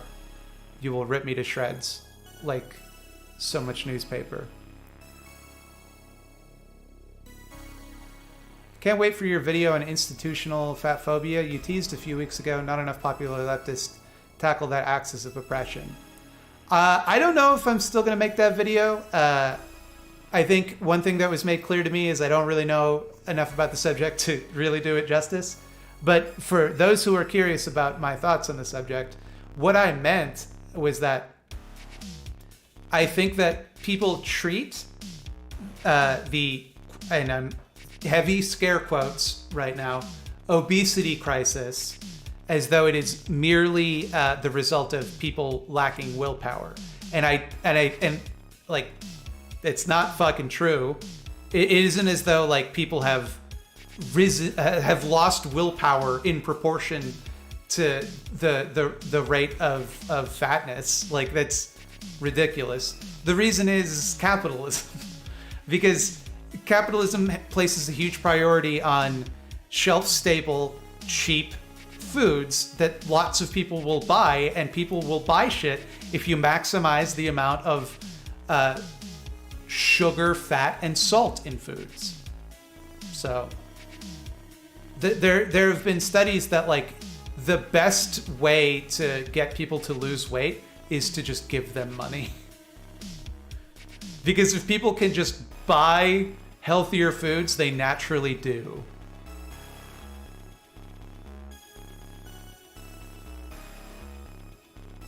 But I also think that it's a difficult subject to talk about because even kind of talking about it on those terms kind of implies there's something wrong with being fat, that it is a quality to be fixed, which I don't believe.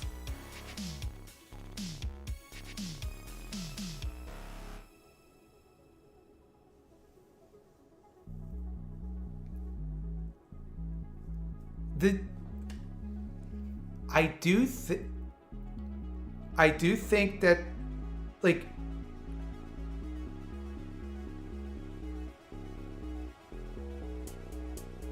I do feel Poison Ivy is eco-fash, because her whole thing is about killing people to protect the environment. Like, that is literally her whole thing, and I don't know how to get around it. I know the audience doesn't want her to be.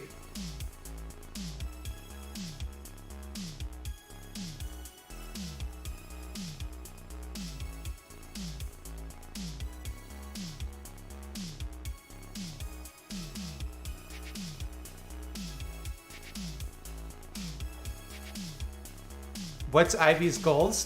For plants to reclaim the earth and become the dominant species. She mainly kills CEOs and greedy people. Does she? I feel like she would kill anybody. She does take care of orphans, though.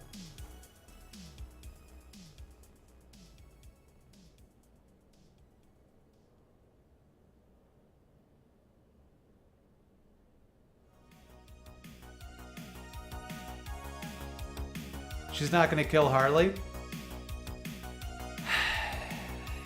I don't think that. Like, she would probably wait for Harley to die of natural causes. I'm assuming, of course, that Poison Ivy is immortal.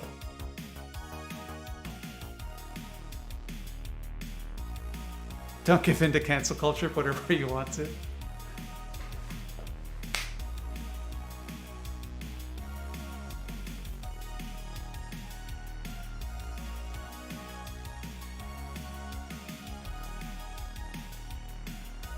This is surprisingly tough. I don't know if she's immortal. I assume that if she began to die, she would grow a plant with her brain in it and transfer her consciousness to the new plant. That's my theory. That's what I think Poison... Because Swamp Thing can do it. Why couldn't Poison Ivy? Put her next to Harley? I don't think she fits there, though.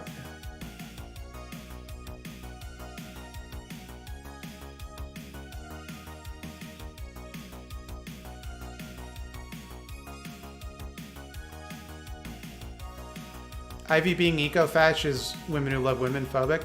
I don't think it is. I think it's a recognition of like what it is that she's trying to listen. If someone who wasn't a smoking hot redhead said that they were going to do all of this shit, what would you think they were?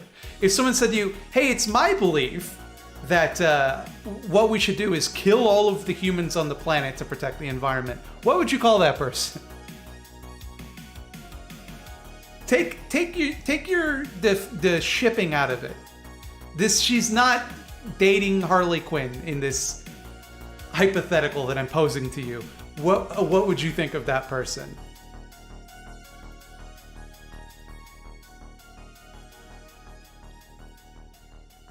But what if the humans weren't destroying the environment? But she believes that they are, so she's gonna kill them anyway. That's her whole thing. It's happening.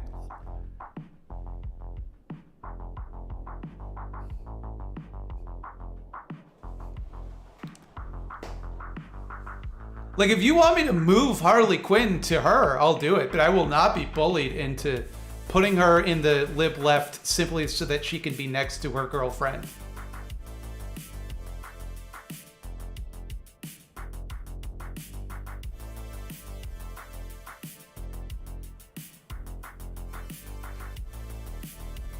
This is a hot take. Again, it shouldn't be. I'm operating from a place of pure logic.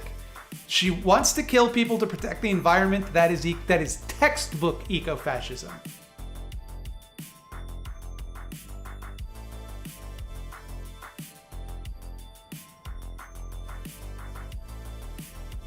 Why isn't Batman on the Batman villain tier list? I mean, he sort of is. The Batman Who Laughs is a sort of Batman.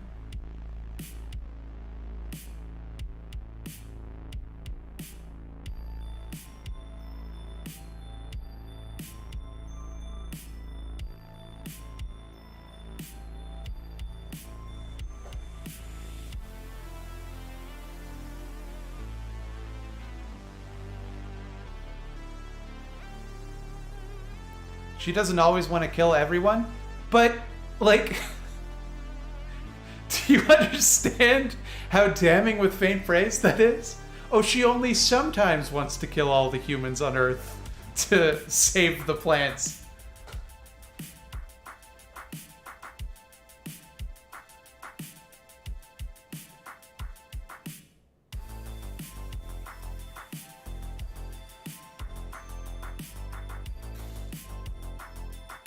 Could you argue that Ivy is an Anprim? No, I don't think so. Anprims typically don't want to end human life, they merely want to end human civilization. Which obviously would result in a great deal of lost human life, but it's not their goal.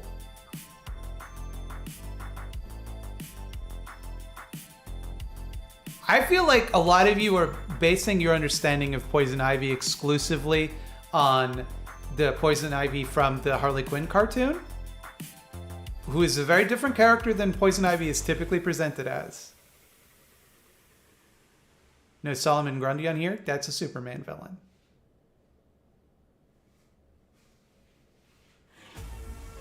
How is she fascistic, though? It's literally she wants to kill everybody. Literally her thing is to cull the earth of the impure.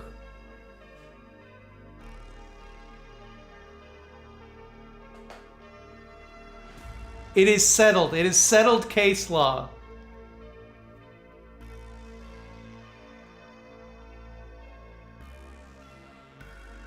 She's a plant supremacist. Exactly. Thank you, Gadfly. She's a plant nationalist.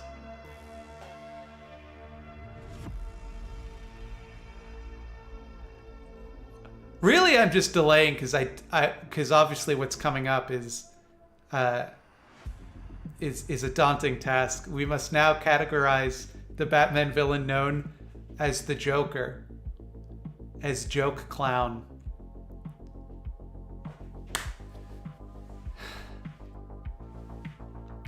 I think one thing that we know for sure about the Joker's politics is that he is not a fan of Margaret Thatcher.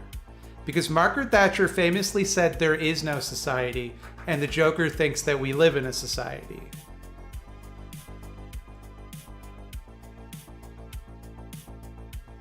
If plants were people, would you still consider her on the right? Yes!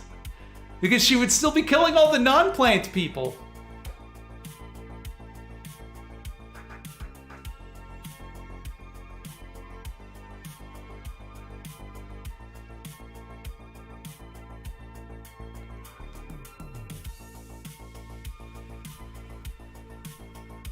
I don't think you can make a case that the Joker is authoritarian.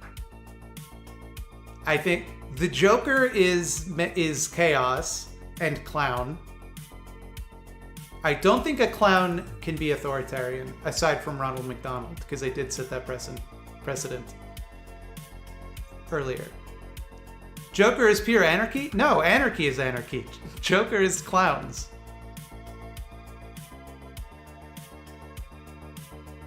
Joker set to punch Nazis, though, right? He did.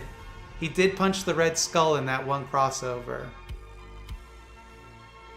Ivy is a low-key Malthusian, which is inherently right-wing. Thank you!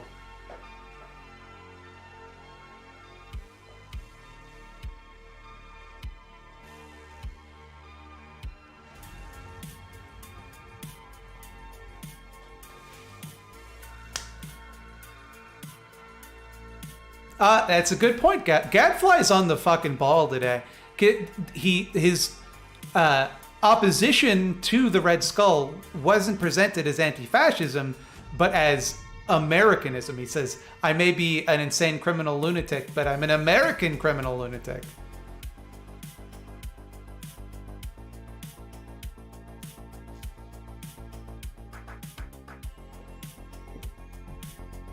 But I still, like, obviously, we can agree the Joker is libertarian. That much we can agree on, I think. And listen to me. Listen to me. You are fucking kidding yourself if you're telling me that the Joker is not an incel. You're out of your gourd. He's in the 70 years that the Joker has been a character, he's had 2 girlfriends. So, like, come on. Harley dumped him, and now she's with Poison Ivy.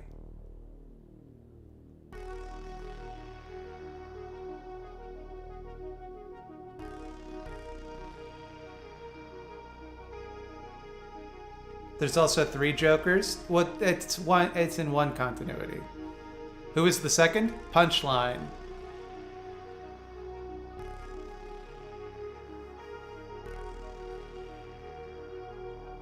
I just think he doesn't really care about physical affection or affection in general.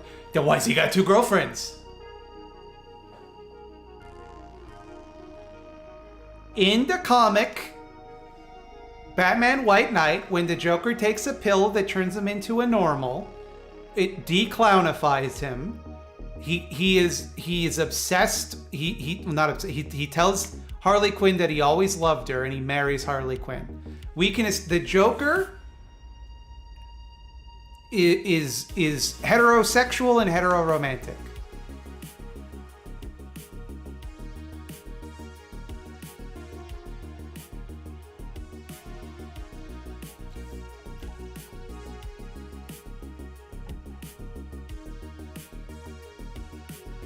Didn't they establish that Joker's superpower is his insanity? Oh no, you see, the Joker isn't insane. He's super sane. He's on a level of sanity that goes beyond the regular one. And it appears to us as though he's insane, but actually he's super sane, is the thing. Joker is not straight, WTF? You know what, actually, I will rescind that. Joker is pan, I would say. Because obviously he's in love with Batman, obviously. And I don't think it matters to him who is Batman. Batman could be a woman. Batman could be genderqueer. It wouldn't matter. The Joker would still be in love with them. I think, obviously, I misspoke.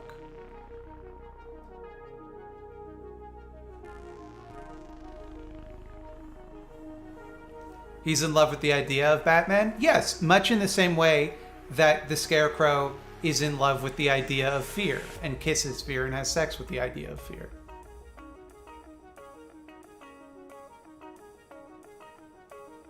Would Joker fuck Batman? I think he might.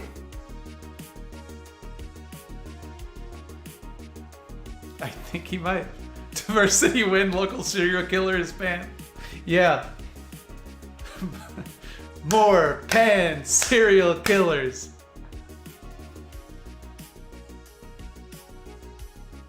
Joker is heterosexual, biromantic, IMO? No, oh, okay, bisexual, homoromantic? I feel like his obsession with Batman is on all levels. Romantic, sexual, intellectual, physical, spiritual. Because they represent the opposite forces of the universe. Bats and clowns.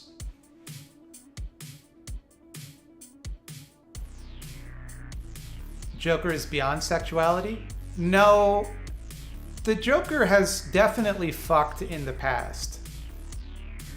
That much is clear, I think. Joker reads pickup artist books. Now, see, this is a thread. I could see the Joker as a pickup artist. Because they dress like clowns. And they're evil. He had a wife before becoming the Joker? That depends on the continuity. Sometimes he remembers it one way, sometimes he remembers it another.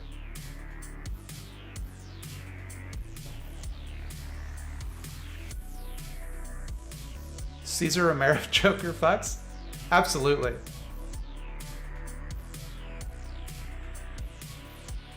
I think if we were to rate them in terms of inceldom, obviously Joaquin Phoenix, most incel, followed by Jared Leto, followed by Jack Nicholson, followed by Heath Ledger, then Cesar Romero.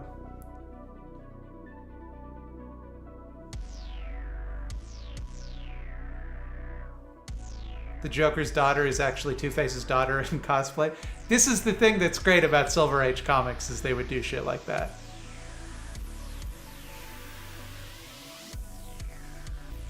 Where does Mark Hamill fall in there? I would say between Jack Nicholson and Heath Ledger.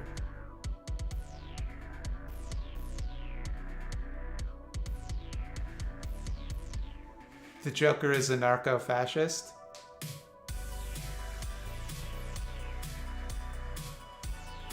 I think the Joker wants politics out of his video games. I think the Joker is an anti-SJW who wants to make comedy less politically correct. This is my view of the Joker. And Batman is always trying to cancel him, and that's why he's mad at Batman.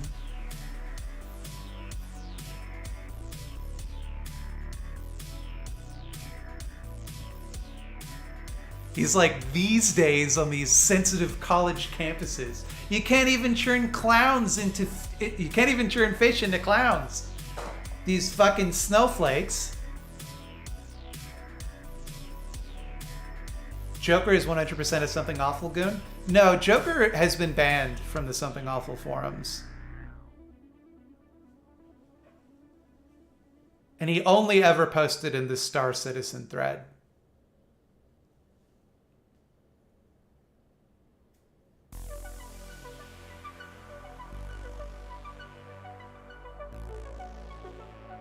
Joker frequents 8chan because 4chan wasn't enough anymore. I think he would definitely, like, he's clown-pilled for sure, obviously. He's a honkler. What am I saying? He's a honkler.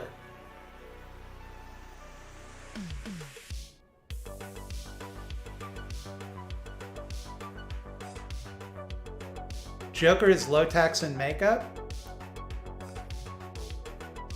I mean, low tax is definitely evil. I don't know if he's a clown.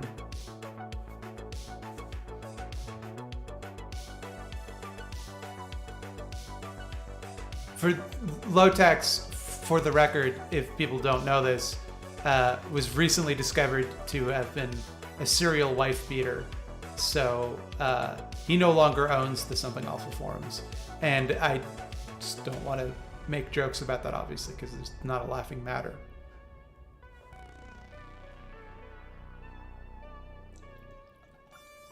I need a Joker as Q one-shot. If you mean QAnon, that's different. But if you meant Q as in Star Trek's Q, that kind of happened with Emperor Joker.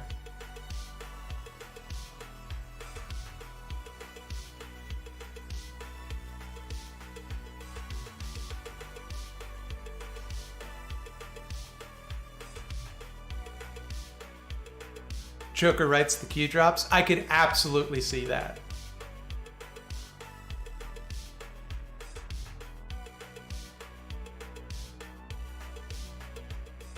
Q, but from James Bond. He does make gadgets. James Bond would have more clown-based gadgetry.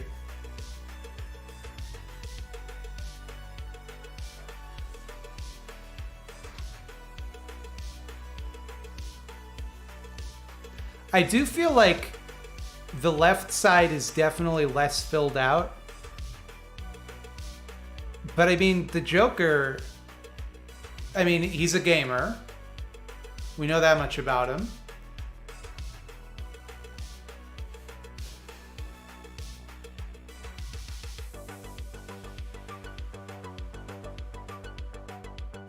Do I want the left side to be filled out? I like these, because to me, I don't want to appear that this is what I worry about, right? Obviously, these are all villainous characters, and I don't want to let my political feelings influence how they're placed. Obviously, I would think that villains are more rightward, you know?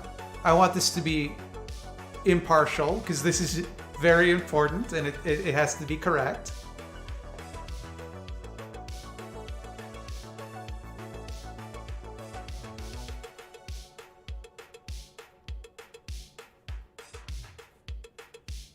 Hey, you think I'm committing some golden mean shit? I stood up to the crowd and I stuck to my guns and I put Poison Ivy where she belongs.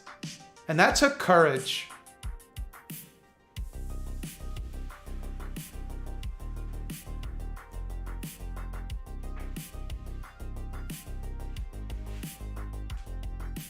What if the Joker is the single human who is truly apolitical? I definitely think he believes himself to be apolitical.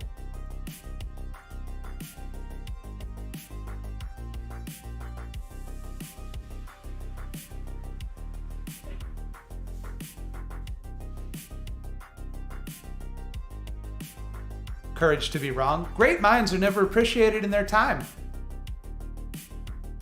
You will regret your words and your deeds.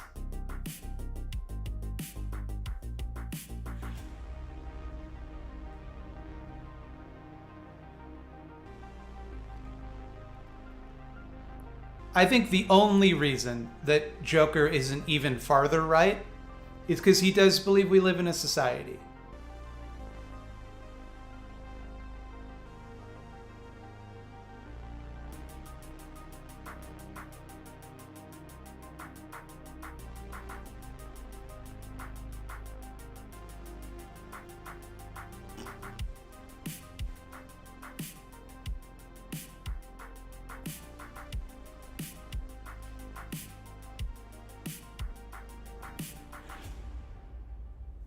He was very briefly a shitty version of Antifa, which saves him some points. Again, no, he was pro-America, not anti-fascist. Joker equals Rorschach? Pretty much, yeah.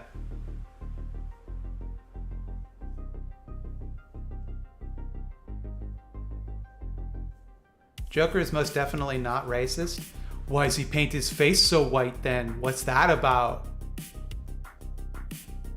I don't think the Joker is like consciously racist, but I think he would definitely drop some gamer words.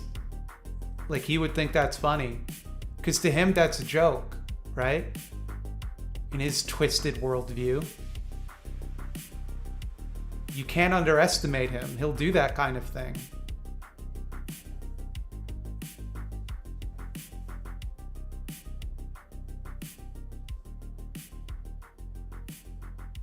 Doesn't Rorschach have, like, a code? So do cops.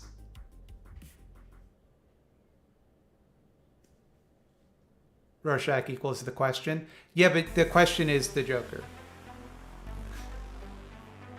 They don't get into it in a lot of comics.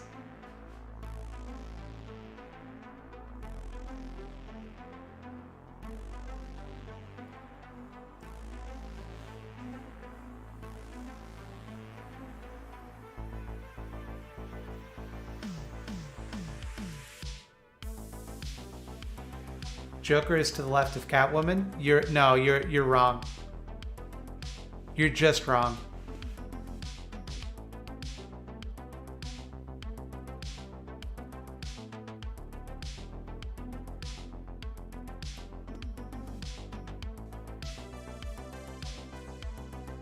I think Rorschach has shitty morals, whereas Joker simply doesn't value morals either way.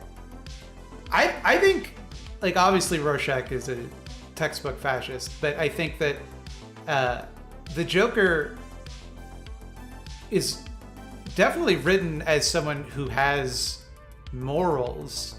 It's just that those morals are poorly outlined. Like, his worldview is based on this idea of, like, complete absurdism that even he can't really stick to, because all he cares about is getting Batman.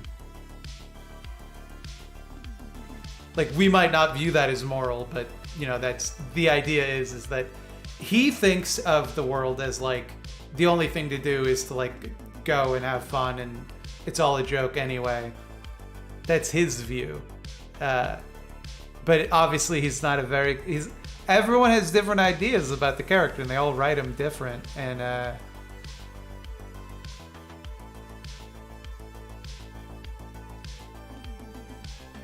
Joker can't be lib-right because he pays taxes and respects the IRS. Where's he even getting income that he can pay taxes on?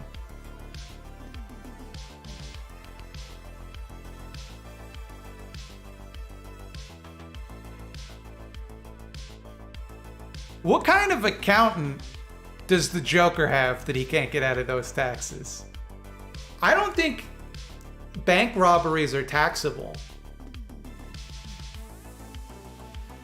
The more you describe him, the more he sounds like a reactionary gamer bro. That's what I'm saying. That's what I'm saying. Think about how many people have Joker avatars. They're all gamer bros. Think about the fact that half of them that do, like, honklers is a clown Pepe. Clowns are lib-right. Does the Joker own Bitcoin? No, he owns, like, even worse cryptocurrencies. He owns, like, Dogecoin or, like, fucking cummies or...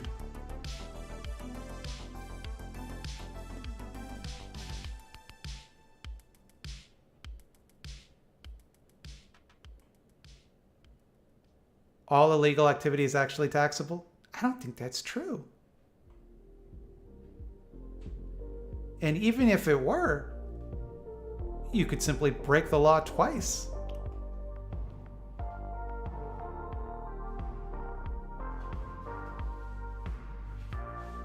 I can't believe the clown slander tonight. I'm sorry. Clowns represent the opposite of bats. That's... Everything in the universe is either a clown or a bat.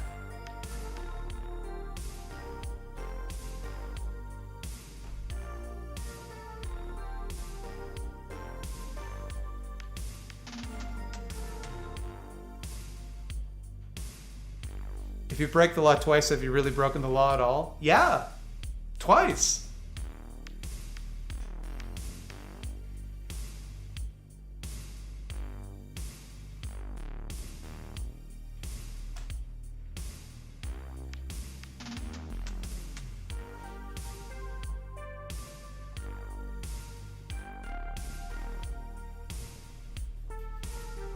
Is there anything on the list that we would change? And when I say we, I mean me? Because I know you jackals all want me to change Poison Ivy, and it's not fucking happening.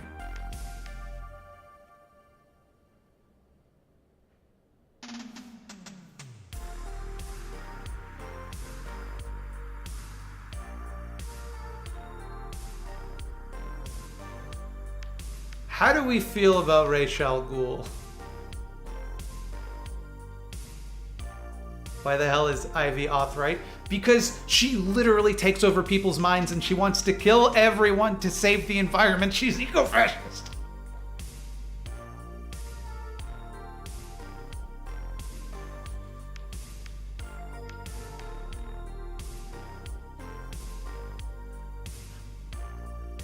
Joker should be an inch left? I don't think so.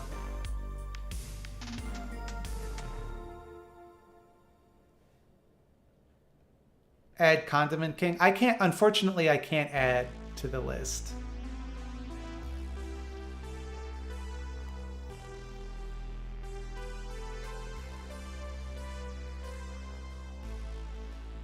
Rage is shown to be anti-natalist as often as Ivy and should be alt-right.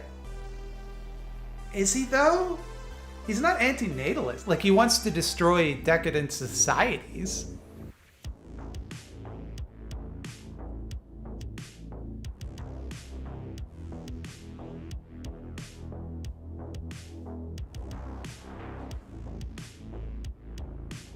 Move her a little to the right every time someone complains. She would be like off the chart if I did that. Mr. Freeze is in far too great a conflict with capitalism to be so far right. Well, I think this Jack Saint got in my head with Mr. Freeze and pointed out that he is incapable of letting go of the past and thus a reactionary.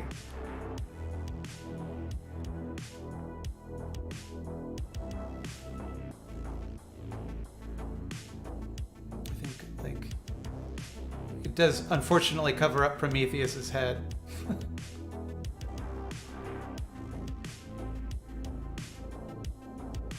If Ra's wants to destroy decadent societies, would that make him libertarian? I don't think that you can be the head of an army that must do your will or die. I don't believe in that instance you can be considered libertarian. Also, strongly patriarchal army as well, because he will not allow Talia, who's clearly qualified to be his heir, to do it. He wants Batman to do it. Have I read Battle for Bloodhaven? I have not. Nobody cares about Prometheus, though. Grant Morrison does. He was a villain on a season of Arrow.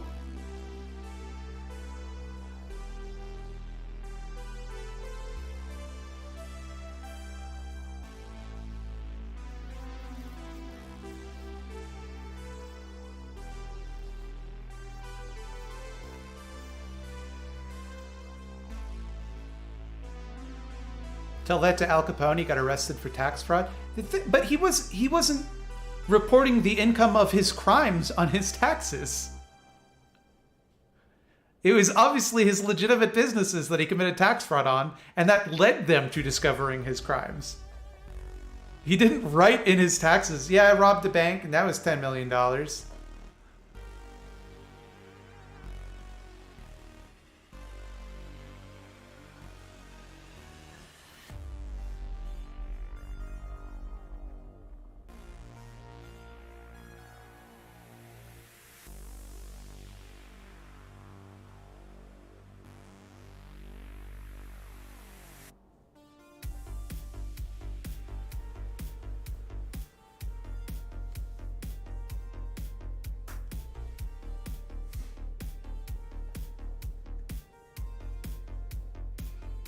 He literally controls people's minds. That's about as authoritarian as it gets.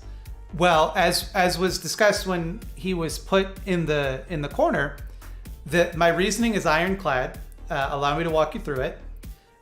In his twisted worldview, he believes that people consent to the mind control when they take his cards, and that they should have hired an investigation agency to look into the cards, and it represents an unbreakable contract. He's obsessed with a young girl and he wears silly hats. That's a libertarian. That's a libertarian. That's about as when I say libertarian, I mean like internet libertarian, like the Libertarian Party. Where's Clayface? I think Clayface is right here. I would actually move him slightly here, actually.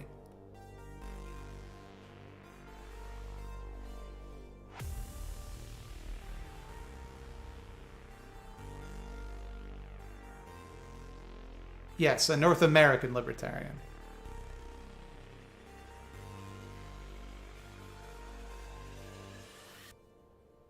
Silly hats equal libertarian? Yeah, they're always wearing weird hats. They're always wearing fedoras and trilbies.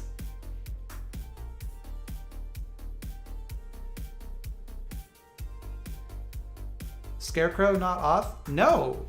All he likes is fear. He doesn't like ruling people. He simply likes fear. He loves fear. That's his thing.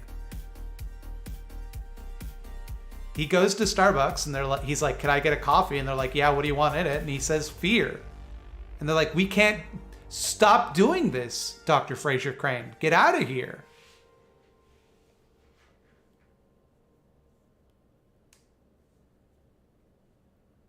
Even Two-Face's good side is a cop? Yeah, but the bad side isn't a cop, so it's all things in balance.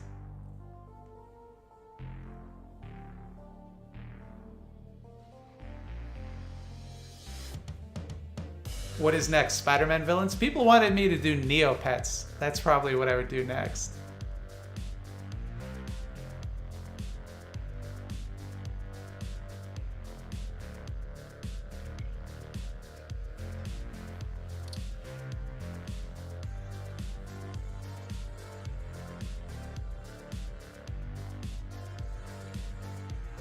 He would call it a fear Pacino. Where's Big Wheel on the chart?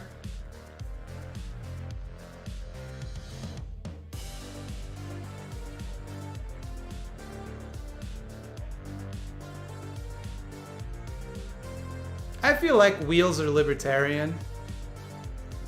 So lib left.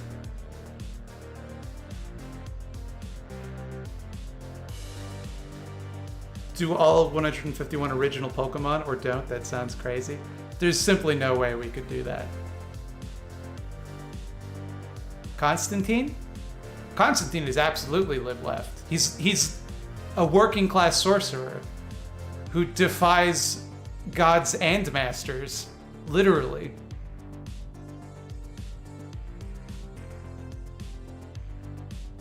It's inconceivable to me anyone wouldn't think Ivy is eco-fash. Her whole thing is genocide for plants, usually using poison or gas. Thank you, Levi Johnson. I stood in the light of my truth, and I'm better for it. Sandman tier list? So Desire, I think, is lib-right. Delirium is center. Dream is off left. Death is lib left. Destiny is off right.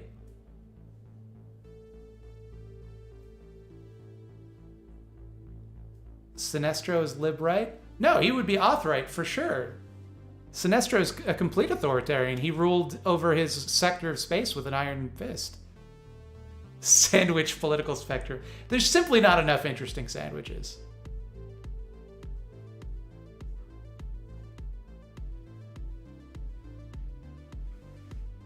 Destruction? Destruction would also be lib left.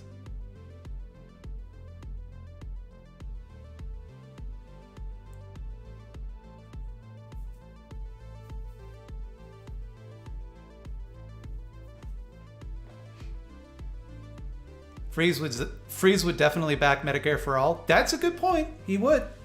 But he'd only do it after his wife was diagnosed with McGregor's disease. It's very funny to me that it's called McGregor's disease, if you haven't noticed. Is there a continuity where Scarecrow is a Yellow Lantern? Because he would love that so much. I believe when they first introduced the Yellow Lanterns, he was one of the first ones. Like, it went to Batman. The ring sought out Batman, and it said, you have the ability to make break fear. And he's like, go away, you stupid ring.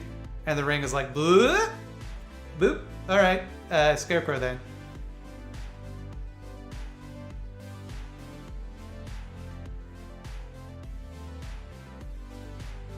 Batman's political spectrum. Batman is dead in the center on left and right, and just above the center, authoritarian. I think people overstate Batman's authoritarian qualities. He's definitely anti-crime, but at the same time, he's not like telling the citizens of Gotham what to do. He's just trying to prevent violent crime, typically. Such as people turning all the fish into clowns. And I've never lived anywhere. I don't know what my life would be like if there was somebody every day threatening to turn all the fish into clowns. I don't know how my life would... I don't know how things... I might support all sorts of things I wouldn't normally support in that situation. I don't think you can really judge someone until you live that. Magneto is a fascist? That's a... I mean, he's a literal Holocaust survivor. I don't know if I want to get into that.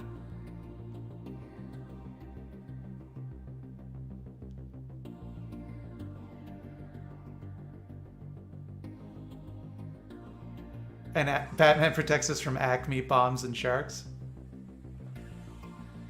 Batman is Bruce Wayne, though, which is a billionaire.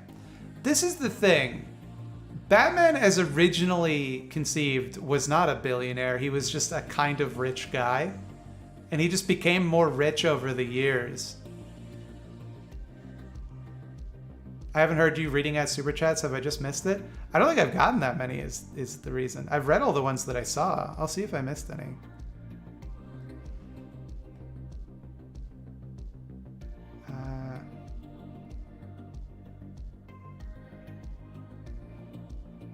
I did miss some.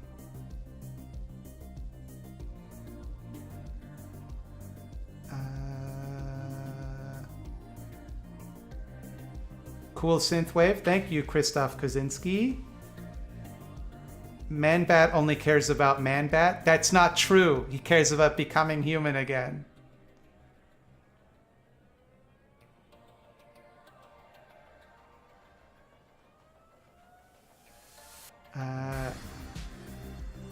Oswald Cobblepot is like a straight-up objectivist, and Firebug is totally not the cool kind of anarchist. But, oh god, help me, he's burning down the orphanage kind of anarchist. He just likes fire. It's his thing. He likes to commit fire. I will pay you to put her in a rando spot, my dude. No. She had to...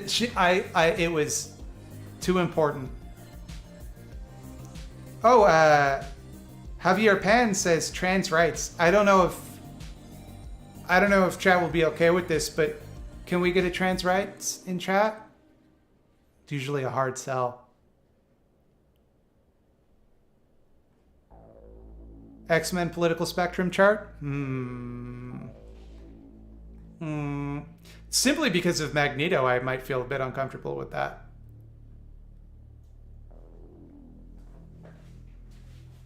As discussed, Magneto is a Holocaust survivor, and that kind of complicates the discussion.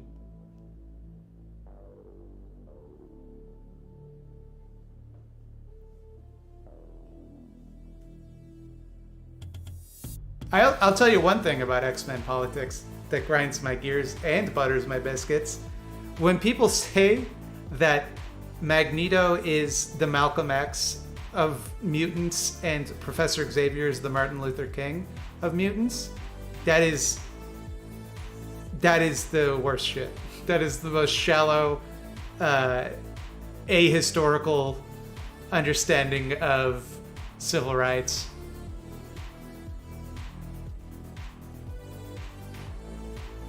Where would I put Killer Croc? He's an Anprim. I put him on the thing. Have I been reading the current X titles? Trans rights. I have not been reading. I haven't read an X-Men comic in a long time. I'll tell you, the last X-Men comic I read was when Joss Whedon was doing Astonishing X-Men, and it was so painful when they were retconning it so that Cyclops was the world's greatest tactician, and but they didn't know how to write that, so that the way that they wrote it was that when he was a kid, he would imagine big space battles with all of the spaceships. And like, fucking every kid does that. That's not impressive.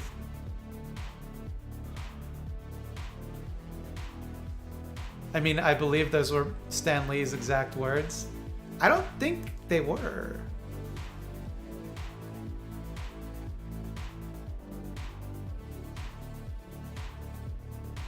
As the child of a Holocaust survivor, that doesn't complicate things too much. Survivors still have political autonomy and can still end up being radicalized to fascism despite being victims of it. Yeah, but when it's silly comic book nonsense, it does make it uncomfortable to talk about. Was more of my point.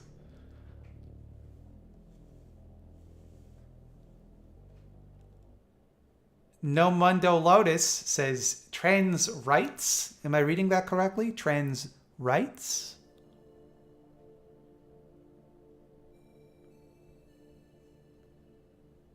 I was never reacting to PragerU. I was going to look at some Jonathan Pajou as a treat, but I don't know if I have time for that. I think the Hulk is an anarchist. Devil Hulk, for sure. Devil Hulk is absolutely an anarchist. But like, the big guy? Nah. And if you don't know what I'm talking about, it's because you haven't read Immortal Hulk, and you have to go do that. I don't even give a shit if you like superhero comics. Go read Immortal Hulk, coward.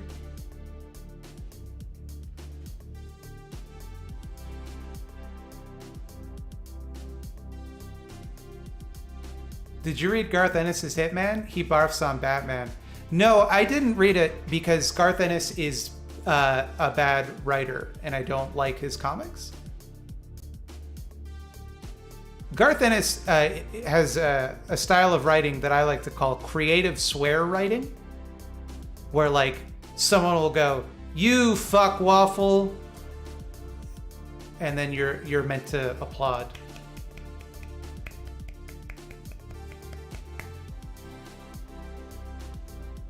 Look, this guy is the villain. His name is Arseface. Isn't that so funny?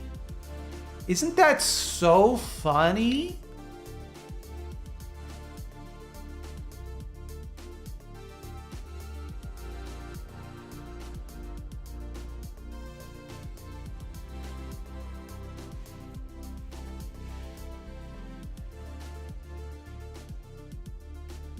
Cromulent fuck crustable? Yeah, exactly.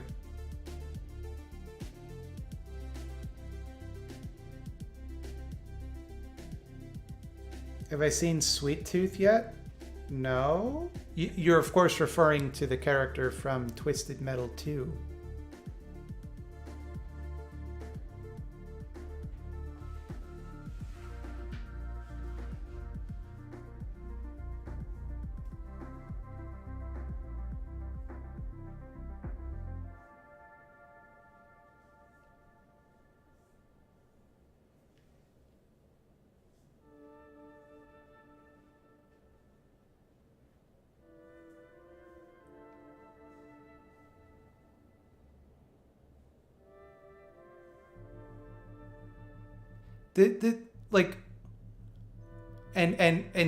So here I'll give you a take. You guys hungry for takes? Here's a take for you. I cannot tell the difference between, and do not care to tell the difference between, Garth Ennis and Warren Ellis. I do not care for either.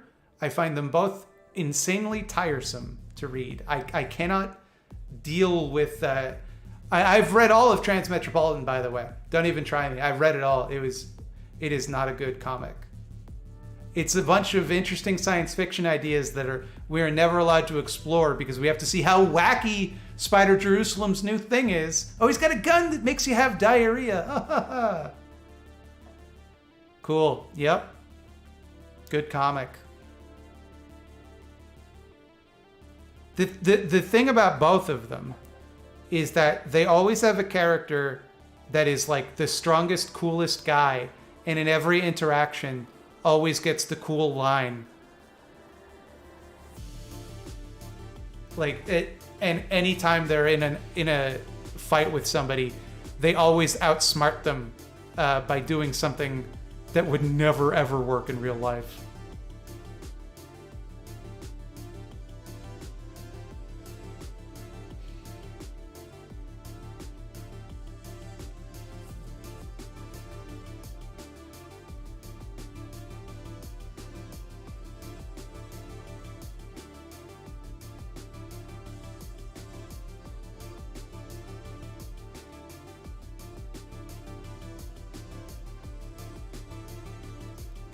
Spider Jerusalem is like, what if Bugs Bunny wasn't funny?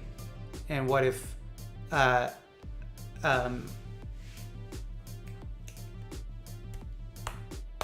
having so much trouble thinking of names tonight.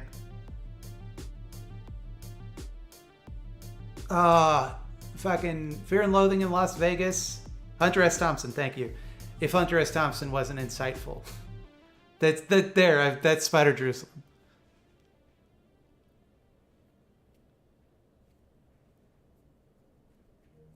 At least Ennis didn't groom like 60 women. Did Warren Ellis groom women?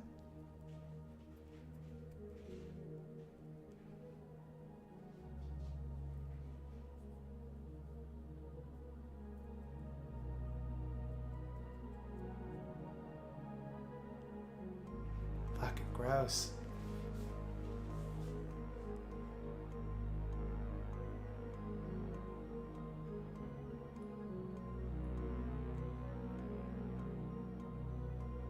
Speaking of groomers who are obsessed with Hunter S. Thompson, does everybody remember Dr. Bones? I think about Dr. Bones sometimes and how he was briefly a rising star on the podcast left. And it amuses me because he was so irritating.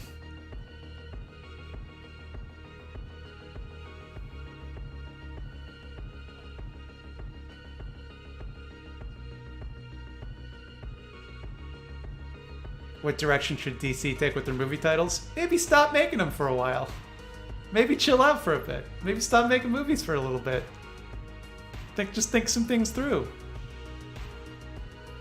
Wait, did you just say you like Animal Man, or did you say you like Jeff Lemire? I don't know who Jeff Lemire is. I liked Grant Morrison's run on Animal Man. That was great.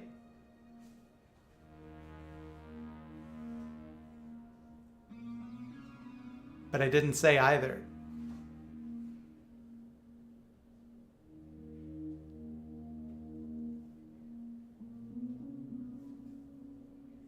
Trent writes I'm 8 minutes behind.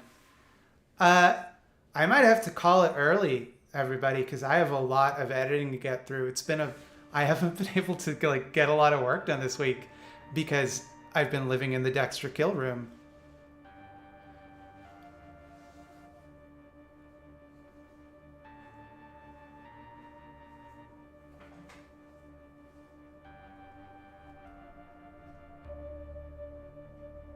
Here's a direction, fire Zack Snyder. No, because then what will H-Bomber Guy have to talk about?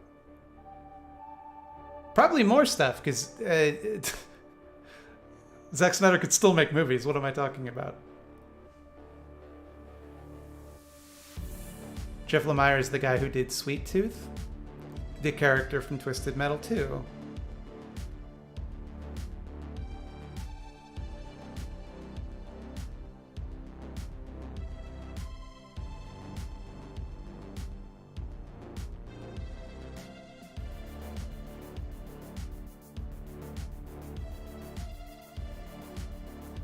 New 52 Swamp Thing. I read like a couple issues of that. I was intrigued by the thing they did where it's like it's very very 2000s comic book story where in addition to the green, there's the red that is the like as the green is to plants, the red is to meat.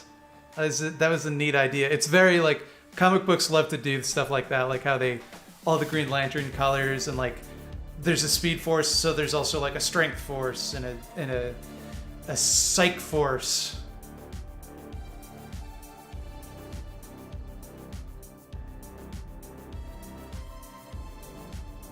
Zack Snyder is ironically by most accounts better to work with than most superhero movie directors. I'm sure Zack Snyder is a perfectly nice man. By all accounts, he is. And I think he's good at certain aspects of filmmaking. Like his movies always look distinct. But I don't like his movies. And I don't know how much of that to lay at his feet. Because obviously he's but one man and he doesn't write the damn things. He just directs them. But I feel like his movies have a lot of common themes that I do not care for.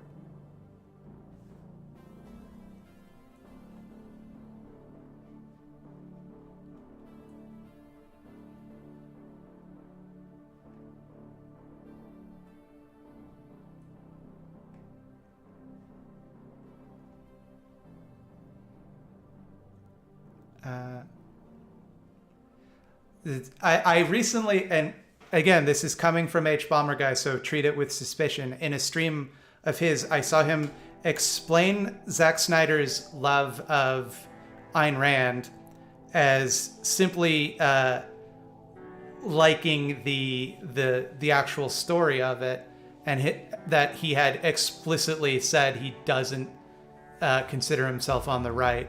Again, H Bomber Guy's opinions on Zack Snyder are obviously to be viewed with doubt and suspicion. I'm 95% joking, obviously. Snyder should direct a music video. I mean, like all directors, he should just be allowed to make his own movies. He shouldn't have to make movies that the big companies come to him and go, hey, you're going to make a movie, but you don't get to do anything cool in it. Ever.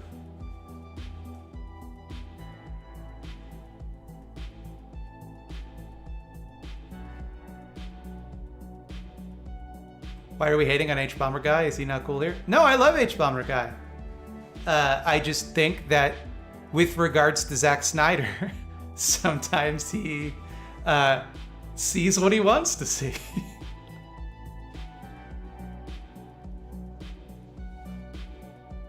I am much the same about certain things, obviously.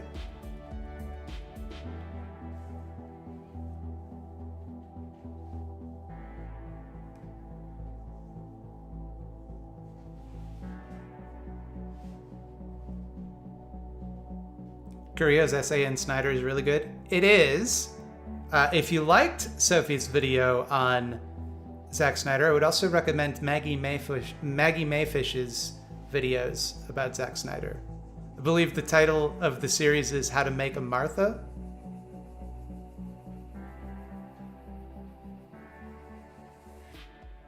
What do you think would be the funniest property for Snyder to make a film about? Herbie Popnecker. And that's a DC property. He should be allowed to make a movie about Herbie Popnecker.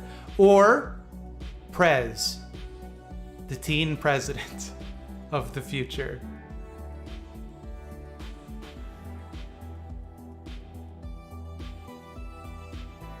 H-Bomb likes to play contrarian. It's a thing that happens to you if you spend too much time in Something Awful's movie forums, because they love Zack Snyder and they have some sort of mimetic power to make other people like him too. And again, I've softened a bit on my hate of Zack Snyder because I think he obviously there's stuff that he's good at, but I do not like his movies.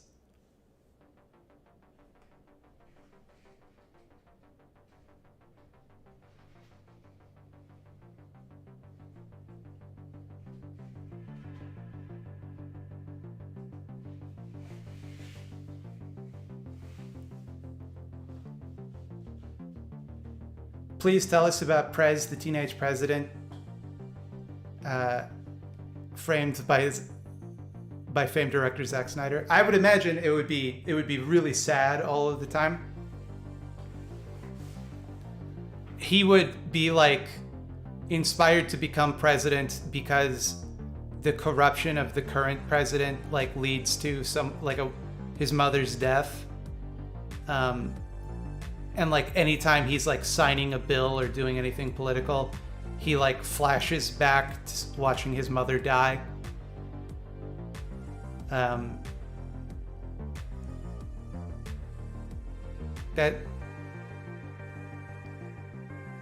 There would be a lot of like him making big sweeping changes that he shouldn't be allowed to make because he's angry.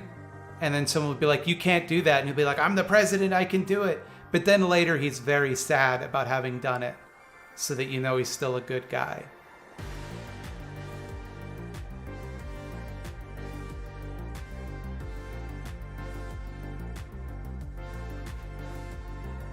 I think he would also lean into the fact that Prez likes to fix watches. And that would become a recurring visual motif for Prez trying to put together a broken world. But at the same time to try and control everything like a machine. Read The Sandman? I have read The Sandman. It's one of my favorite comics. Isn't Prez a girl? I think they've rebooted it. The original Prez is a little Nazi wet dream. He's a blonde-haired, blue-eyed little rascal.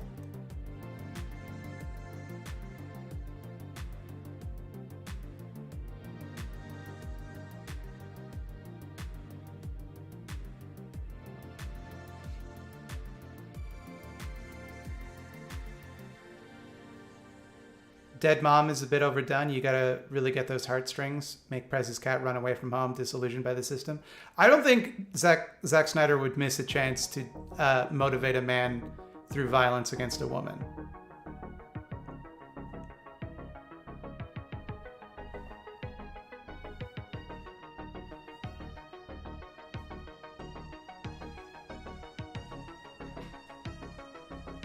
All right, I'm gonna be rating Mesozydeco. And then I'm going to edit for several hours and then hopefully go to sleep at some point. But I love you all. This was a lot of fun. And I will catch you tomorrow with another one of those videos I like to do.